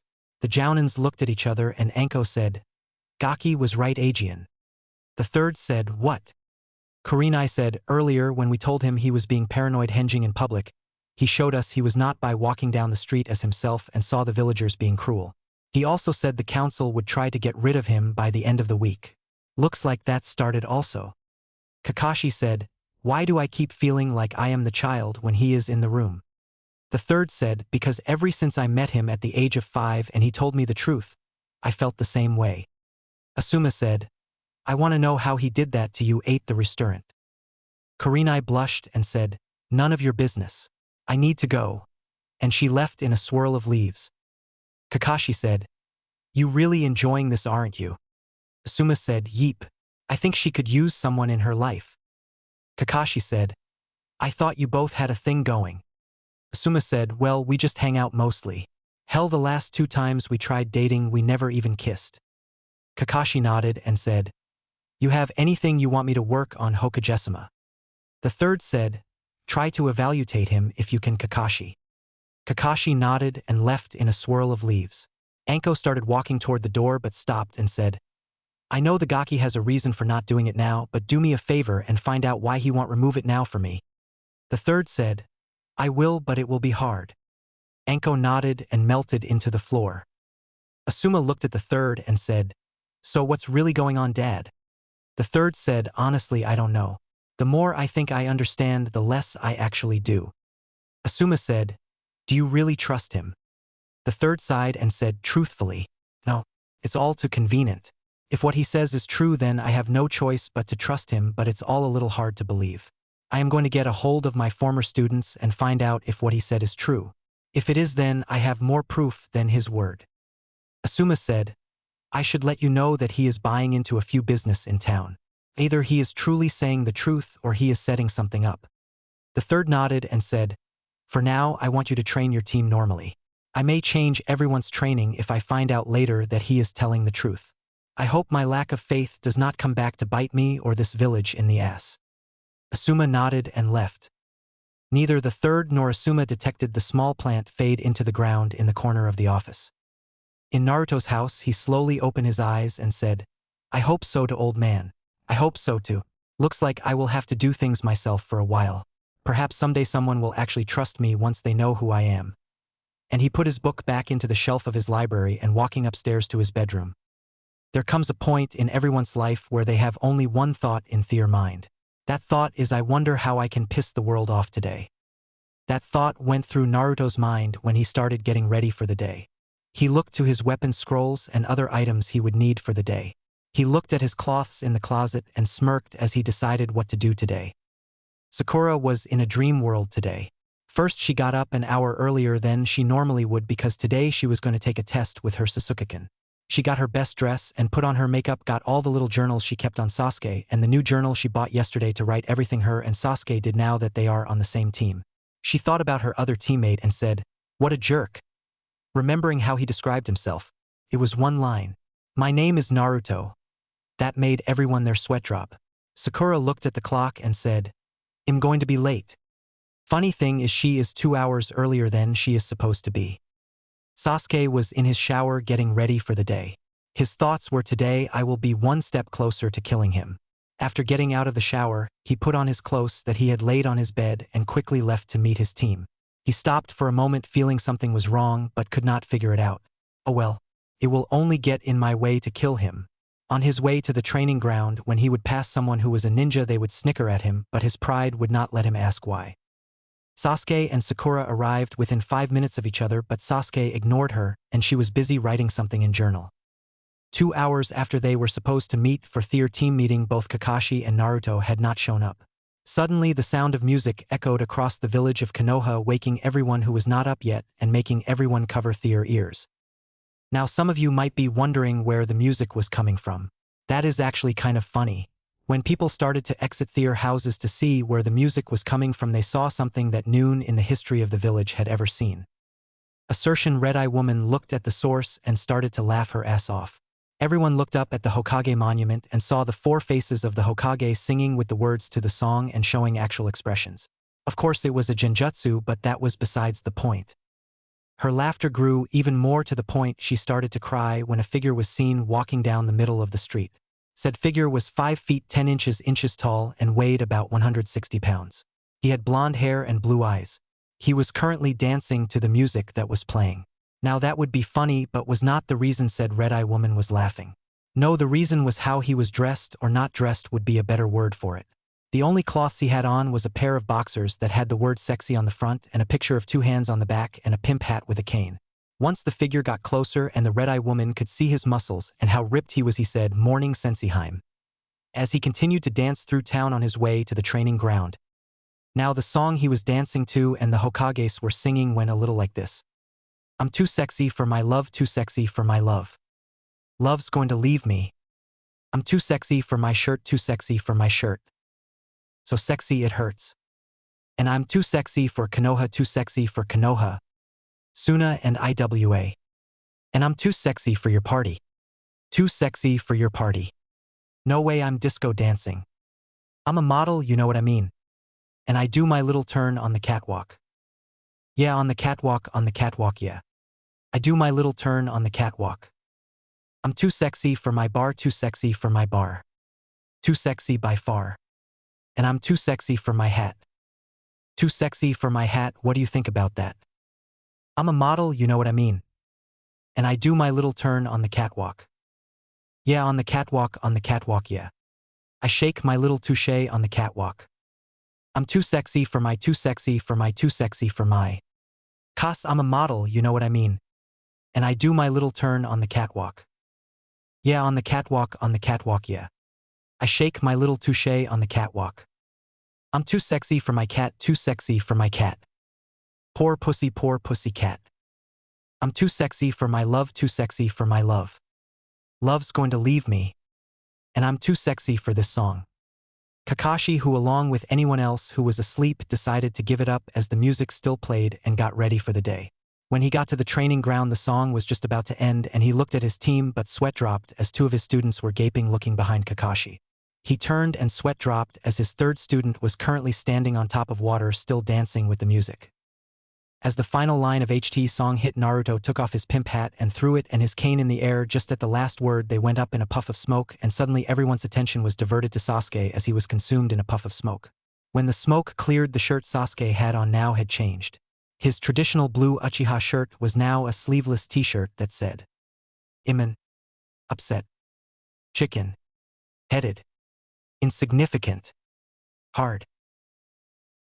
Kakashi's sweat dropped and Sakura fainted from the mental trauma. Sasuke was fuming on the inside and Naruto looked like nothing was wrong. After reviving Sakura, Kakashi said, "Now that everyone is awake," and looks at Naruto, who is still dressed only in his boxers. "Ready? I guess I will now explain the test." He pulls out 2 bells. Kakashi said, "Now, you have 3 hours to get these bells from me, and the one who does not has to go back to the academy. Come at me with the intent to kill. Begin." Sasuke and Sakura disappeared into the surrounding area and Naruto just leaned against a tree and pulled out an pod "Don't own any right" and scrolled down the list of song. Kakashi's sweat dropped and said, "Compared to the others, you're weird." Naruto smirked and stood up stretching and said, "This one's for you, Kakashi," and hit play. Naruto got into a stance Kakashi recognized as the Iron Fist style guy used and said, "Oh shit," as the music started playing across the entire village Aegean as the Hokage sang. Suddenly Naruto smirked and Kakashi pulled up his Hayate, showing his Sharingan, causing Sasuke to gasp. Then they both blurred out of existence. Everybody was kung fu fighting. Those cats were fast as lightning. In fact, it was a little bit frightening. But they fought with expert timing. They were funky Chinamen from funky Chinatown. They were chopping them up and they were chopping them down. It's an ancient Chinese art and everybody knew their part. From a feint into a slip and kicking from the hip. Naruto appeared with an leg sweep that Kakashi jump, and then Naruto jumped to match his jump and they started trading punches. Then blurred out of sight Aegean. Everybody was kung fu fighting. Those cats were fast as lightning. In fact, it was a little bit frightening. But they fought with expert timing. There was Funky Billy Chin and Little Sammy Chung. He said, "Here comes the big boss, let's get it on." We took a bow and made a stand, started swinging with the hand. The sudden motion made me skip. Now we're into a brand new trip. Then they both appeared panting a little. Naruto changed stances to one Kakashi did not know and then charged Kakashi slow, but at the last second speeded up incredibly and kicked Kakashi once to the ground. Then he received a punch into the gut, sending him double over, only to receive 2 more punches, being lifted at least a foot higher each time. And then a kick to the side of the head and they both blurred out of existence. Everybody was kung fu fighting. Those cats were fast as lightning. In fact, it was a little bit frightening. But they did it with expert timing. Repeat. Make sure you have expert timing. Kung fu fighting had to be fast as lightning. Finally, as the song ends, Kakashi and Naruto both appear and Naruto turns to see Sasuke and Sakura standing there gaping and said, "Look in you pockets." Both seemed confused and reached into their pockets and found the bells. Naruto said, "Same time tomorrow, Kakashi." Kakashi just nodded and pulled his Hayate down before collapsing on the ground. Sasuke is at a loss for words and Naruto goes through his songs and starts walking away and Sasuke said, "Fight me." Naruto smirked and hit play and said, "Fine," and got into another fighting stance and the music started playing. As they got into a fighting stance, the music said, "Fight for you right. Fight for you life. Mortal Kombat." And both Naruto and Sasuke charged, and in one punch Sasuke was on the ground and Naruto said, "Flawless victory," and walked over, picking Kakashi up and flame Shushin to the hospital. Sakura went over to Sasuke crying, but then a female voice said, "Kiss him." Sakura looked around because it's not her inner self but did not see anyone. She said, "Who's there?" The sweet voice said, "I am you, Gordian Angel. I gave Naruto the ability to beat Sasuke so you can have your way with him while he is asleep. Now kiss him." Sakura said, "No." The voice said, "Fine. I guess I will go and be Ino's Gordian instead and help her get Sasuke." Sakura screamed, "Wait, I will do it." The voice said, "Good, do it." And Sakura slowly bent down and kissed the Uchiha. The voice said, "Now as payment for this you must be friends with Naruto and not hate him for hitting Sasuke, or you will never be able to do this or anything else, Aegean. Understand?" Sakura stuttered, "Yes." The voice said, "Good. I will keep watch, and if you disobey me I will know. Remember, Practice every chance you can when Sasuke is out so when you finally kisses you awake you will know it's true love. Also never be mean to your other teammate. He will save your life once. Sakura nodded and said, anything else? She only heard silence. At the hospital, Assertion Blonde was chuckling to himself as he walked out the hospital getting the info from his Kagebunshin Naruto, his sexy no jutsu self. Once he made it outside, he looked through the songs on his pod one more time, finding the song he was looking for. He jumped up on the roofs and makes his way to the Hokage monument and hits play, listening to the song as he stands looking over the village and the music starts to play. As the music ended, Naruto had his eyes closed and said, watch me, Dad and Kyubi. I will protect this village and everyone in it. And he let the wind blow over him and silently stood there enjoying the peace. Unfortunately, all good things must come to an end, and Abianu landed behind him and said, the council wishes to see you, demon. Naruto nodded and flamed Shushin away, scarring the Abianu. When Naruto arrived, he was greeted by the Hokage and his two main advisors as well as the entire council. Naruto was still in just his boxers, making most of the council furious. Naruto looked at them and smirked and sighed. So what does the illustrious council of Konoha wish to see me for? I was enjoying my time on my lands this morning. Danzo said, shut up, boy. We are here to discuss your disturbing the village this morning and your punishment. Naruto dropped all restrictions he had on his power and flashed his Ki, which combined with the backlash was enough to scare the entire council.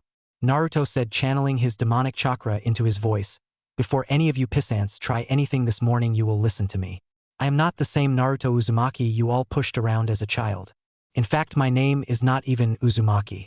It's Kazama, just like my father Erasure Kazama the Yondaime. Second, the effects of that Jinjutsu were felt only on lands I own based on the laws of Konoha. Third, I am also the grandson of Tsunade, who is the granddaughter of the first Hokage and the grandniece of the second Hokage. Seeing as she is not in this village right now, I am the current clan head of both her family and the Kazama family that adopted my father when he was placed in an orphanage for his protection. Based on that fact, I also have multiple council seats in this council. If you would look at the charter of this village, you would discover I also own everything from the South Gate to the Academy to the Hokage Monument, as it was written in the village charter. Now that I really pissed you off, I have one last thing before I release you all. You know why I was chosen to stop the Nine Tails? It's not just because my father could not ask another family to give their child. No, it's because I was the only one who could contain it. Why, you ask? This. And Naruto slammed his hand against the ground, causing a tree to burst through the council chamber floor and right through the roof of the building. Naruto then released the Ki and put his power restrictors back on and smirked, seeing the scarred look on everyone's face. Naruto said, so what do you want to see me about? Well, I will let you all think about what I said. Have fun, pissants. And he flamed Shushin away. Now those who knew of Naruto being from the future were surprised when he took this course of action. Not only had he told the council basically to kiss his ass, his power spike was enough that it scarred the shit out of everyone in the entire village, being so massive. Naruto was still pissed off after he went to walking through the streets of Konoha. Everyone seemed to be giving him wide berth of walkway. Naruto saw a figure walking toward him, pissed, and said, Gaki, what the hell was that about? Not only do you piss off the entire village, but you get into a pissing contest with the council, scaring the shit out of everyone in the village. Naruto ignored her and kept walking. She looked at him and said, what, no answer? Too good to talk to a friend. Here, I thought you wanted to be special. Naruto stopped in his tracks and said, trust Anko. Anko stopped and looked confused and said, what? Naruto said, I said trust. Do you know how hard it is to live a life where the people you want to be close to don't trust you? It's not bad enough my father had to curse me, but even after I tell the truth to those I trust and I expect the same thing from them, but I no matter what I am never trusted. Anko looked at him and said, you are an idiot. Of course no one is going to trust you. You're a ninja. We make our living out of deception, idiot. You know, for someone who lived as much as you say you have, you can be naive. Naruto looked at the sky and said, you know the last thing Kyubi told me before he died, Anko? Anko said, what, Gaki? Naruto said, he told me that I should never deny who I am. To do that would be betraying myself. You know what the sad thing is? I never had a chance to know who I am. I have always been what everyone already thinks I am. A monster, a demon, an idiot, a weakling, a dead last, and a failure. I have had to fight for every ounce of respect I ever had. Do you have any idea what it's like to wait for the people you trust to stab you in the back? Anko stood there quietly and said, "Yeah kid, I do. But I also know something you seem to have forgot. Respect is earned, not given." Naruto looked at her and sighed, closing his eyes, and said, "I'm tired, Anko. Truth is I don't know what I truly want to accomplish." Anko looked at him and said, "What makes you happy?" Naruto was quiet for a moment and said, "Having someone talk to me as an equal without looking at me with hate. Enjoying a meal with someone and not worry if I have been poisoned. To have the one thing I never actually had. Family. That is what would make me happy. The feeling of not being alone anymore." Anko said, "So why do you try so hard to show everyone how much of a badass you are and give them one more reason to hate you and stay away from you?" Naruto looked at her for a moment and said, "You're right. I already blew this one and probably will get the Leaf Village destroyed because of my damn pride and arrogance." Anko said, "You're going to start over Aegean, aren't you?" Naruto nodded and said, "Thank you." Anko said, "What?" Naruto said, "I know what I need to do now, and blowing my stack at the council did help clear my head. I have dealt with those assholes enough and learned enough laws to really piss them off. I have wanted to do that so much it felt good. I do have one thing I have always wanted to do." Anko said, "What's that?" Naruto said, "You like torture, right?" Anko nodded her head slowly and Naruto said, "Thier is a Sershin guy I want to have a little fun with before I start over Aegean." Anko said, "What are you planning, Gaki?" Naruto said, "How would you like a little revenge on Orochimaru?" Anko grinned and said, "I like you style, Gaki. What do you have planned?" Naruto said, "Meet me at the tower in the Forest of Death in 2 hours." Anko nodded and Naruto disappeared in a swirl of flames. 2 hours later, when Anko arrived at the tower in the Forest of Death, the sight that greeted her was not what she expected. The main battle arena had 2 trees growing out of the floor, and she saw a gray-haired kid with glasses being held to both trees by vines. Anko walked into the room and said, "What the hell?" Naruto walked over and threw a glass he was drinking against a wall, shattering it, and said, "Meet Kabuto, Orochimaru's right-hand man." Kabuto said, "I don't know what he is talking about. I have never met Orochimaru before. I was on my way to the hospital to work and he appeared out of nowhere and brought me here. Help." Naruto said, "Anko. He says he never met Orochimaru before, but check his neck." Kabuto paled as Anko walked over and saw a curse seal, and she said, "Never met him, huh? Okay, Gaki. You got my interest. What do you plan to do?" Naruto said, "Well, Kabuto here has a healing ability almost as good as mine. I was thinking we could play a little game. First one to leave a permanent scar on him wins the right to move on to the next form of torture." Anko smirked and said, "I like you style, Gaki," and pulled out a kunai. Naruto smirked and also pulled out a kunai. The next 6 hours screams could be heard coming from the Forest of Death, but since everyone avoided it, no one heard them. After it was over and Anko said, "I can't believe you did that." Naruto smirked and said, "Me, I just carved our names into his back. You removed his manhood." Anko said, "Well, we did learn that was the one thing he could not grow back." Naruto nodded and said, "I know what you mean. You pulled out his nails. I broke his knuckles. You removed them. I shattered his arms. You filled his muscles with venom. I broke his ankles. You removed teeth." Anko said, "At least I like the way you finished him off. 100 exploding tags wrapped around a kunai that you used the 1,000 years of death with." Naruto smiled and said, "At least we found out a little info about Orochimaru I can use." Anko sighed and said, "So when are you going back to start over Aegean, Gaki?" Naruto's smile faded and said, "Soon. I already used the only poison that can kill me and put it in my body before we started. I did not want to ask anyone to kill me to go back. It should finish me soon." Anko nodded and said, "So what do you plan to do when you go back?" Naruto said, "I think I will work behind the scenes Aegean. Secretly get strong again. I don't know if I will do the disappearing act Aegean though. Even though I traveled some, it was lonely." Anko said, "So what about your clan?" Naruto said, "I only know 3 women I would like to have in my life. Sensiheim, Temari-chan, and you, but I don't know how to get all 3 of you and do what needs to be done. I don't want to live without all 3 of you though. You each have a quality that is unique to you that makes my life more complete." Anko said, "You seem to know how to get Kurenai and that Temari girl. I think the only one who you don't really know how to get is me. Huh." Naruto nodded and said, "Temari is an easy one to get. All I have to do is either arrange a marriage with her father or help Gaara, but I hate going through the old man to do it. Once I actually meet her, it is easy to get her to like me because I don't use her to get to her father or as a plaything. I see her as a person and let her know. Kurenai is harder to get because guys are always trying to seduce her for her looks, but if I show her how special she is to me, I can do it. Also, the fact I am interested in the real her helps. The only thing I really have to impress you is my drive to kill the Hebe team. I know you have a mask up to keep people from getting close, and even with my lifetimes, I never could get really close to share the pain I see in myself also. Anko nodded and sat a moment and said, when you go back, there is 3 things you could do to impress me. Naruto looked at her surprised and she said, first, send me some white roses. They are my favorite, but don't tell who they are from. The second thing will be harder for you to do, but I have faith in you. When Orochimaru took me as an apprentice, I had a locket with a picture of my parents and me. He took it and threw it into the chasm by the hot springs on the west side of town. I figure with your bloodline you might be able to get down there and return it to me. Naruto nodded and said, what's the third thing? Anko closed her eyes and said, do you know my middle name? Naruto shook his head no. Anko said, it's Sarah. Nobody knows it except you now. Not even Orochimaru. When you send me the flowers and the locket, call me Saraheim. Nobody has called me that since I was 5 when my parents died. Don't reveal who you really are to me until you're this age Aegean though, so I will take you serious.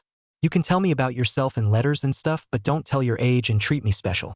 Also put a code word that only you and I will know in case someone were to get the letters instead of me or something. Naruto started to cough a little blood now as the poison was finishing what it was to do. Anko looked at him sadly with a tear in her eye and said, one more thing, Gaki. Explain to me in your letters the truth of who you are, but not enough for me to figure out, and tell me about how you are the last of your clan, but make sure I know you are not an Uchiha. Also tell me about Kurenai, and if you get the sand girl also, so I don't think you're cheating. Tell Kurenai also so we can both get used to each other. And I want you to know I do like you. I have ever since our fight back a few years ago, even though I did not know who you were. Naruto smiled at her and felt his eyes slowly closing. The last thing he felt before he died was a few tears hit his cheek and a soft kiss on his lips. Naruto blinked as he opened his eyes, looking at a roof that he truly hated, and said, this time I am doing it for myself. Not for the village, not for the old man. This time I am doing it for myself, and I will also find myself. And with a new conviction he got out of bed and looked out the window and smiled a true smile and said, today the real Naruto Uzumaki Kazama shall be born. Naruto, after getting dressed for the day, he went and saved that same idiot who was about to be killed by a falling plant and sighed as he made his way to the Hokage's office. Naruto ignored everyone who tried to stop his as he walked right to the door. 2 Abe and Yu who were standing at the door went to draw a weapon, and Naruto never looked at them and said, if you value your lives you will let me see the Hokage. As he walked past the 2 stunned guards who never dreamed a 5-year-old kid would say that. By the time they recovered enough to move, they fell to the ground as a pressure point was hit on each of their necks. Naruto walked into the Hokage's office, ignoring the questioning look the Hokage was giving him. Naruto walked right to the picture of the yondaime and bit his thumb and smeared blood on it, shocking the 3rd Hokage. He reached in, pulled out a scroll, tossing it to the 3rd, and said, long story short, I know who I really am and I know why you did what you did. I respect you for that, old man, but I am tired of being the village's plague. I got things to do and you can do what you want. I don't want it known who my father is yet, so don't tell anyone. My name is Naruto Uzumaki Kazama. I don't really care if most of this village thinks I'm Kyuubi or not, but I will be taking my family name when I'm ready. I will be around sometime. Don't be surprised if you can't find me or I go missing for a week or 2. I will be back. By the way, use cage bunshins to do your paperwork. And he turned to walk out. The 3rd screamed, wait. After getting over the shock of little 5-year-old Naruto come in until he knew the secret that only he knew and opening a safe that he did not know about, but Naruto kept on walking, he hinged into a Suma and went to the ally to meet Kurenai Aegean. Meanwhile, back inside the Hokage tower, the 3rd opened the scroll Naruto tossed him, and it did in fact state Naruto was Erashire's son, but what surprised him is when he saw Erashire's true mother was listed. He sighed, not knowing what to do. He quickly called for Abe and Yu to get some people for him. When Karina went to kiss Asuma, kissed her back more passionately than ever and pressed the pressure point on her neck to send her into pleasure. She moaned at this and Naruto broke the kiss and said, Senseiheim, I am not Asuma. This is a henge. I won't tell you who I really am yet, because you will be surprised when you find out who I am. I will tell you this. I am younger than you, but to me age is meaningless. I have admired you from a distance, but not because of your beauty but for your compassion and caring nature. When the time comes I will reveal the real me. Until then, goodbye Senseiheim. And he flames Shushin away, leaving a shocked Kurenai. Naruto appeared inside the Forest of Death, and having already activated his bloodline, he began rebuilding his home. Having done it before and knowing what to do, he was able to finish most of it within a few hours. His new home was basically a 2-story house but did not have any windows or inside walls. It was just a big house with 2 floors and the outside walls and roof. The finer things like furniture, electric, water, sewer among other thing would take time, but for now the basic house was built. It took most of his chakra to do this. His demon chakra helped, but he would have to begin retraining his body. He sighed as he ate the fish he had a clone catch and cook. Naruto walked into his new home and said, "This is going to be fun," and opened a dimensional portal and pulled a scroll out of it and unsealed a bed. He then got out some paintbrush and ink and got to work on some seal. After he was done, he laid down on the bed and said, "Thank God QB taught me how to put stuff in dimensional pockets. No matter when I am in time, I can get stuff in or out of it. It helps not having to rebuy stuff. Ah well, this is going to be a fun week." And went to bed not even concerned that the 3rd Hokage had 10 of his most trusted people out looking for Naruto. Naruto woke early the next day. Quickly getting ready for the day, he went and wrote out a scroll and sealed it and left Shushin back to the Hokage Tower, shocking many of the ninja who were there to get their mission. Naruto walked up to the mission door office and said, "I request a mission." The 3rd said, "Naruto, you're not a ninja, so you can't ask for a mission. Also, I would like to talk to you in private." Naruto said, "You misunderstand me, Hokage-sama. I do not want a mission. I wish to commission a mission." The Hokage blinked and said, "And what would that mission be?" Naruto said, "I wish to pay for 2 S-class missions. I also request for the mission to be carried out by the same person." The Hokage said, "S-class mission you say? You know they are expensive, Naruto. I also would like to know what the missions are." Everyone in the room was listening in, and Naruto said, "They are both delivery missions. One is to Jiraiya of the Sannin and the other is to the Kazekage of Suna. The 3rd scroll here is for Kakashi alone to read." The 3rd blinked and said, "Would you mind explaining to me why you want that?" Naruto said, "All you need to know is that I want both missions carried out by Hitaki Kakashi, and that if either of my scrolls are opened besides the intended person, the repercussions will be severe. Also, he must wait until he receives an answer to both scrolls. As for the pay here, though wing a scroll on the table. There is $2 million in that scroll. Now do you accept my missions, or do I take my money and mission elsewhere?" Naruto said, ignoring the looks everyone was giving him. The Hokage was shocked and saw every one of the ninja in the mission room looking at him to see what he was going to do. The 3rd said, "Very well. I will accept your mission. I still wish to." He was cut off by Naruto leaf shushing away, shocking everyone. Aegean. Naruto appeared back at his home and began the task of rebuilding his home. The Hokage sighed and looked in the scroll and indeed did find the amount Naruto said. A Chunin said, "Hokage-sama, what was that all about, and how did that boy use a Shushin that only Chunin or higher know?" The Hokage looked up and said, "Mizuki, I don't have to answer your questions now. I have things to do, so get back in line to wait for your mission." Mizuki nodded and got back in line, filling this for later. The Hokage looked at the 2 scrolls Naruto had given him and the mission money, trying to figure out what was going on. He continued handing out missions, and around noon he finally got to the last scroll. He decided he would not send them out until he got answers. The next day Naruto got ready for the day and brought out more scrolls with stuff he has for his home. He then created some cage bunchins to work on the house, and he hinged into his disguise of Erasure and started getting things he needed for his home. Food, bathroom supplies, things of that nature. Stuff you don't really want to stock up on. As he was walking through the village, he saw a group of villagers gathered outside his old apartment. Carefully he slowly walked closer to listen to what the group was there for. "You mean the demon has not been here today?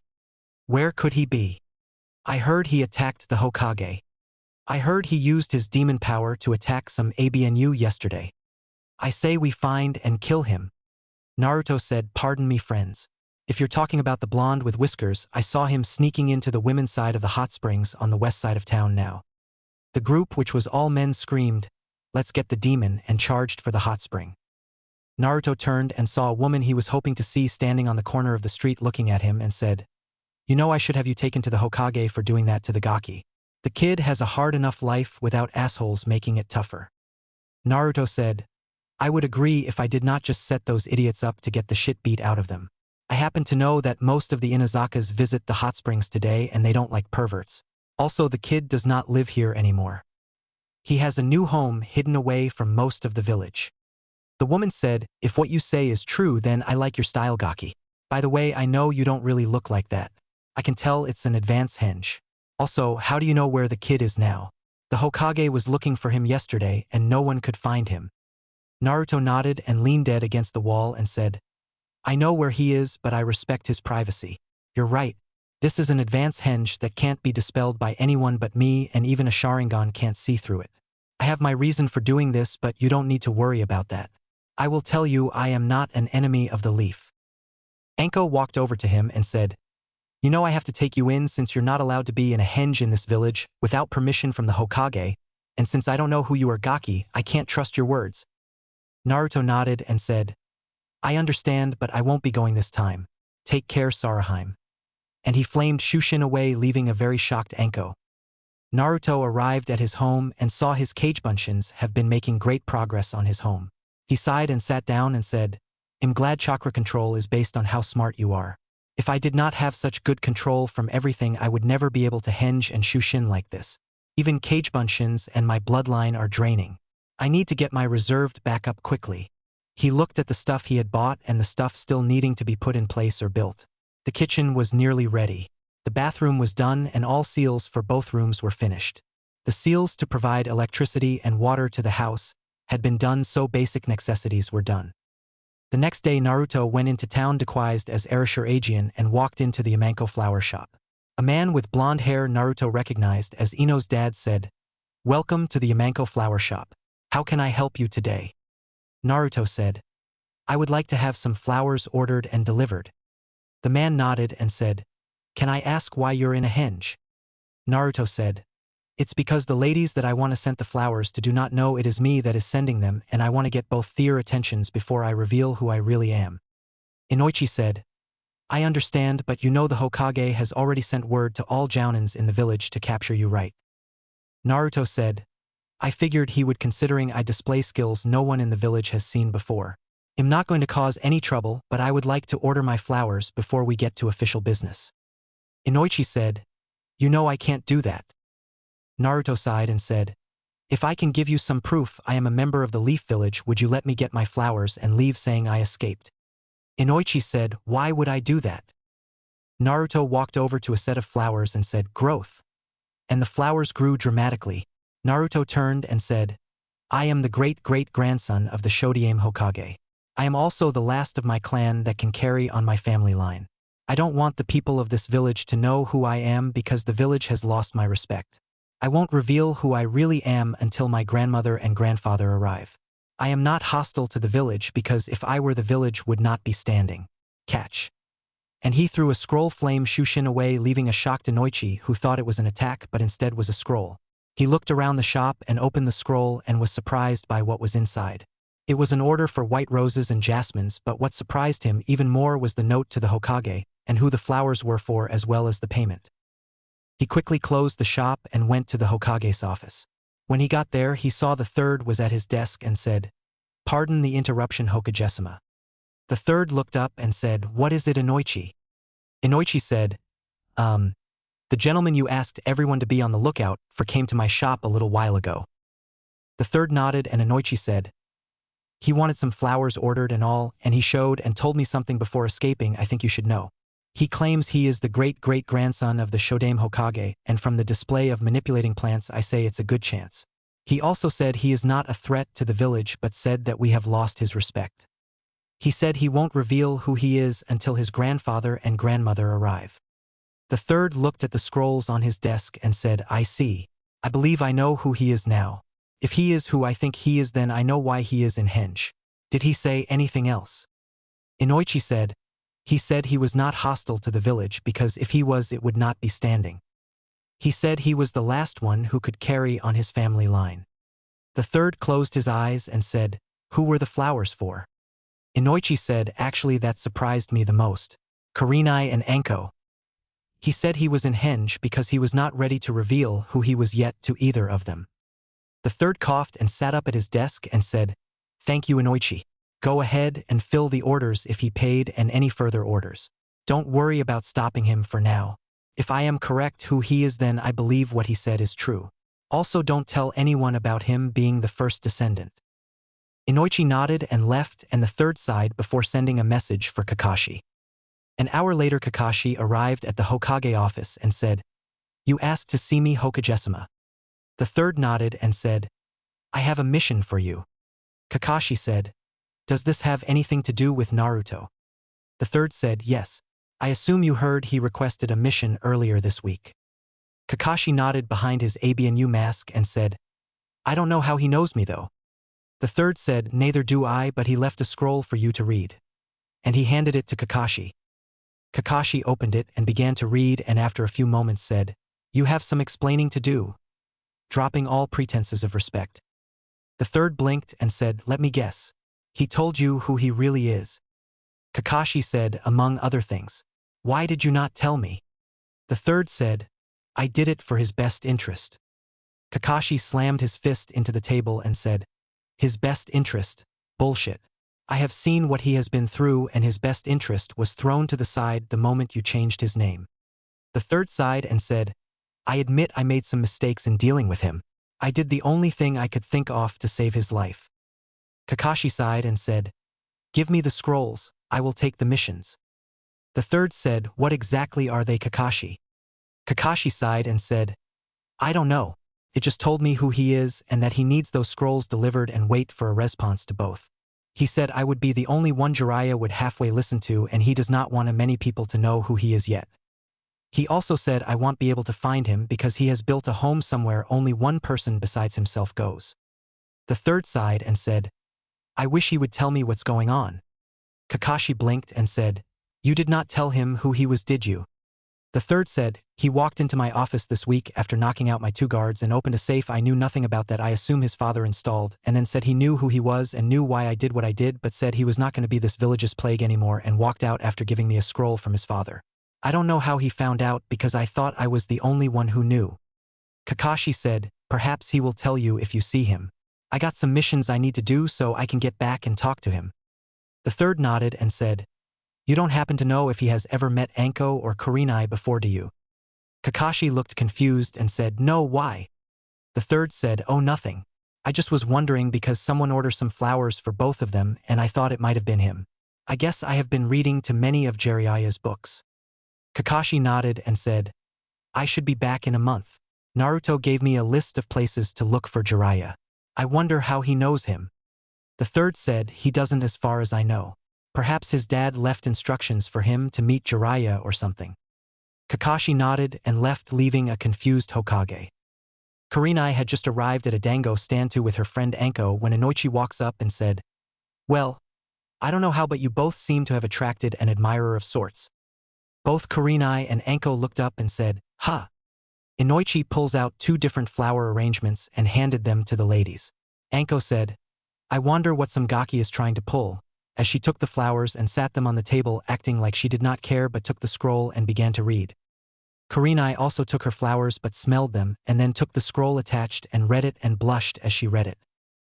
Inoichi said, "So what's he say?" Kurenai looked up from the scroll and said, "You actually met him. What does he look like?" Anko seemed to be listening in, and Inoichi said, "Truthfully, I don't know. He matches the description Anko gave for the guy in the henge. He still had it on and managed to escape before I could take him in." Anko growled and said, "I'm going to kill the gaki." Kurenai said, "What does he say to you?"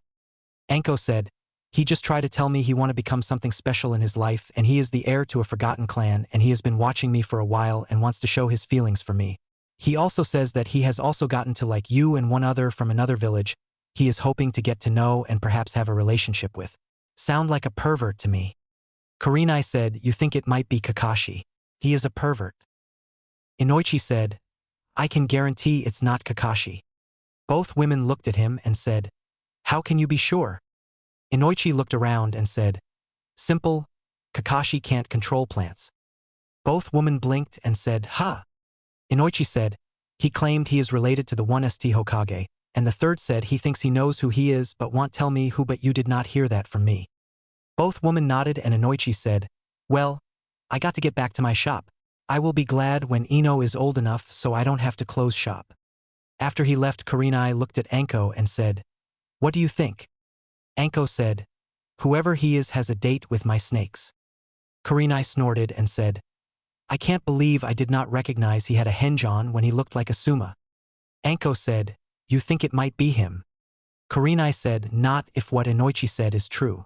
Do you think he is a descendant of the first?" Anko said, "I don't know, but I have another question on my mind." Kurenai said, "And that would be?" Anko said, "He called me something nobody but my parents have ever called me. I want to know how he found out." Kurenai nodded and said, "What do you think of the flowers? Somehow he knew my favorites." Anko said, "I don't like flowers, so I don't have a preference." Looking around lying. Kurenai said, "So if he asks you out, you going to go?" Anko said, "Please, Gaki would have to do better than a few weeds to impress me." Kurenai said, "I might, just to find out why he would flirt so openly like this." Anko sighed and said, "I got to go. Ibiki said he wants me to work on some new intimidation stuff." Kurenai nodded and said, "Take care, and if you hear from him, let me know." Anko nodded and said, "If Gaki's smart, he would avoid me unless he wants to die." And left. Kurenai did also walking by a man with blonde hair and black eyes reading a book on her way out. The owner walked over and the man said, "Hi buddy. I heard from a friend of mine that this is the best dango shop in all of Konoha." The owner said, "Whoever your friend is must have great taste, as it's true." The blonde said, "Name's Arisher and I am a businessman of sorts. I travel a lot and have some unique taste, and I was wondering if you might be interested in a sort of business deal." The owner said, "Not really, but I will listen since no one else is here right now. By the way, the name is Leo." Arisher smiled and said, "Nice to meet you, Leo, and I think you might like my offer. I don't really want to do anything to change your restaurant except pay in advance for a few items to be in stock so when I am in town I can have it. My offer is 100,000 a year if you would just carry 6 items. 3 different fruit and 3 wines, that's it. I like to relax with dango fruit and wine, but it's hard to find these items in villages this far away from Cloud." Leo said, "Well, we don't really have trade routes with Cloud, so I don't think it's possible even though you have a great deal." Arisher said, "That's not a problem. Even though the wine I want is common in Cloud, it is not made there. In fact, I have a supplier who can deliver them. I just want to make a contact here to supply it, since I am planning on spending a lot more time in the Leaf Village." Leo looked at him and said, "Well, that doesn't sound too bad, but the 100,000 a year you cost me if I have to store the items for any period of time." Arisher said, "I understand, perhaps I can make it better for you. Every year for 4 years you go with keeping the item in stock, I will give you a bonus at the end of the 4th year of 200,000 for any inconvenience." Leo seemed to be in thought and said, "Deal. How long would it take to set up the supply line?" Arisher said, "I should have it set up within 2 months." Leo nodded and said, "Sounds good, partner." Arisher said, "Partner. Well, if you insist." Leo said, "Yeep. I was actually in a little financial problem since my regular supplier sold out last month." Arisher nodded and said, "Well, it's getting late. I will draw up the contract and bring it by later this week. Good night." And he got up and finished his drink, walking off. After he made it outside, he walked toward a side street and then down an alley and stopped and said, "Your detection skills are getting better, Sensiheim." A genjutsu dropped, revealing Kurenai at the end of the alley and said, "Yours are also good. So tell me, when will I actually get to see the real you?" Arisher said, "Someday, but I want to prove to you and Anko I am not just some pervert or stalker. As far as what I was doing back, there was a coincidence that you were there. Isn't that right, Saraheim?" Turning his head slightly to Anko at the other end of the alley. Anko said, "Sogaki, what do you plan to do?" Arisher changed henge to brown hair and blue eyes and said, "Well, to answer that, I have figured out a few things, and I plan to do them to impress you both. I can't wait for you to meet the real me, but for now I will just leave a parting gift." Pulls something out of his pocket and sets it on the ground and disappears in a swirl of flames. Anko looked at Kurenai and said, "How does he do that?" Kurenai said, "I don't know." Walks over and picks up what he left. Anko walks over and gasps. Kurenai looked at Anko and sees her slowly reaching for the item. As she touches it, a single tear escapes her eyes. Kurenai asks, "Are you okay, Anko?" Anko just nods and said, "My mother's locket." Orochimaru threw it into a chasm on the other side of town. Even with all my skills now, I could not get to the bottom to get it. As she holds the locket close to her heart, Kurenai smiles a small smile as Anko opens it and shows the picture of Anko as a little girl with her parent.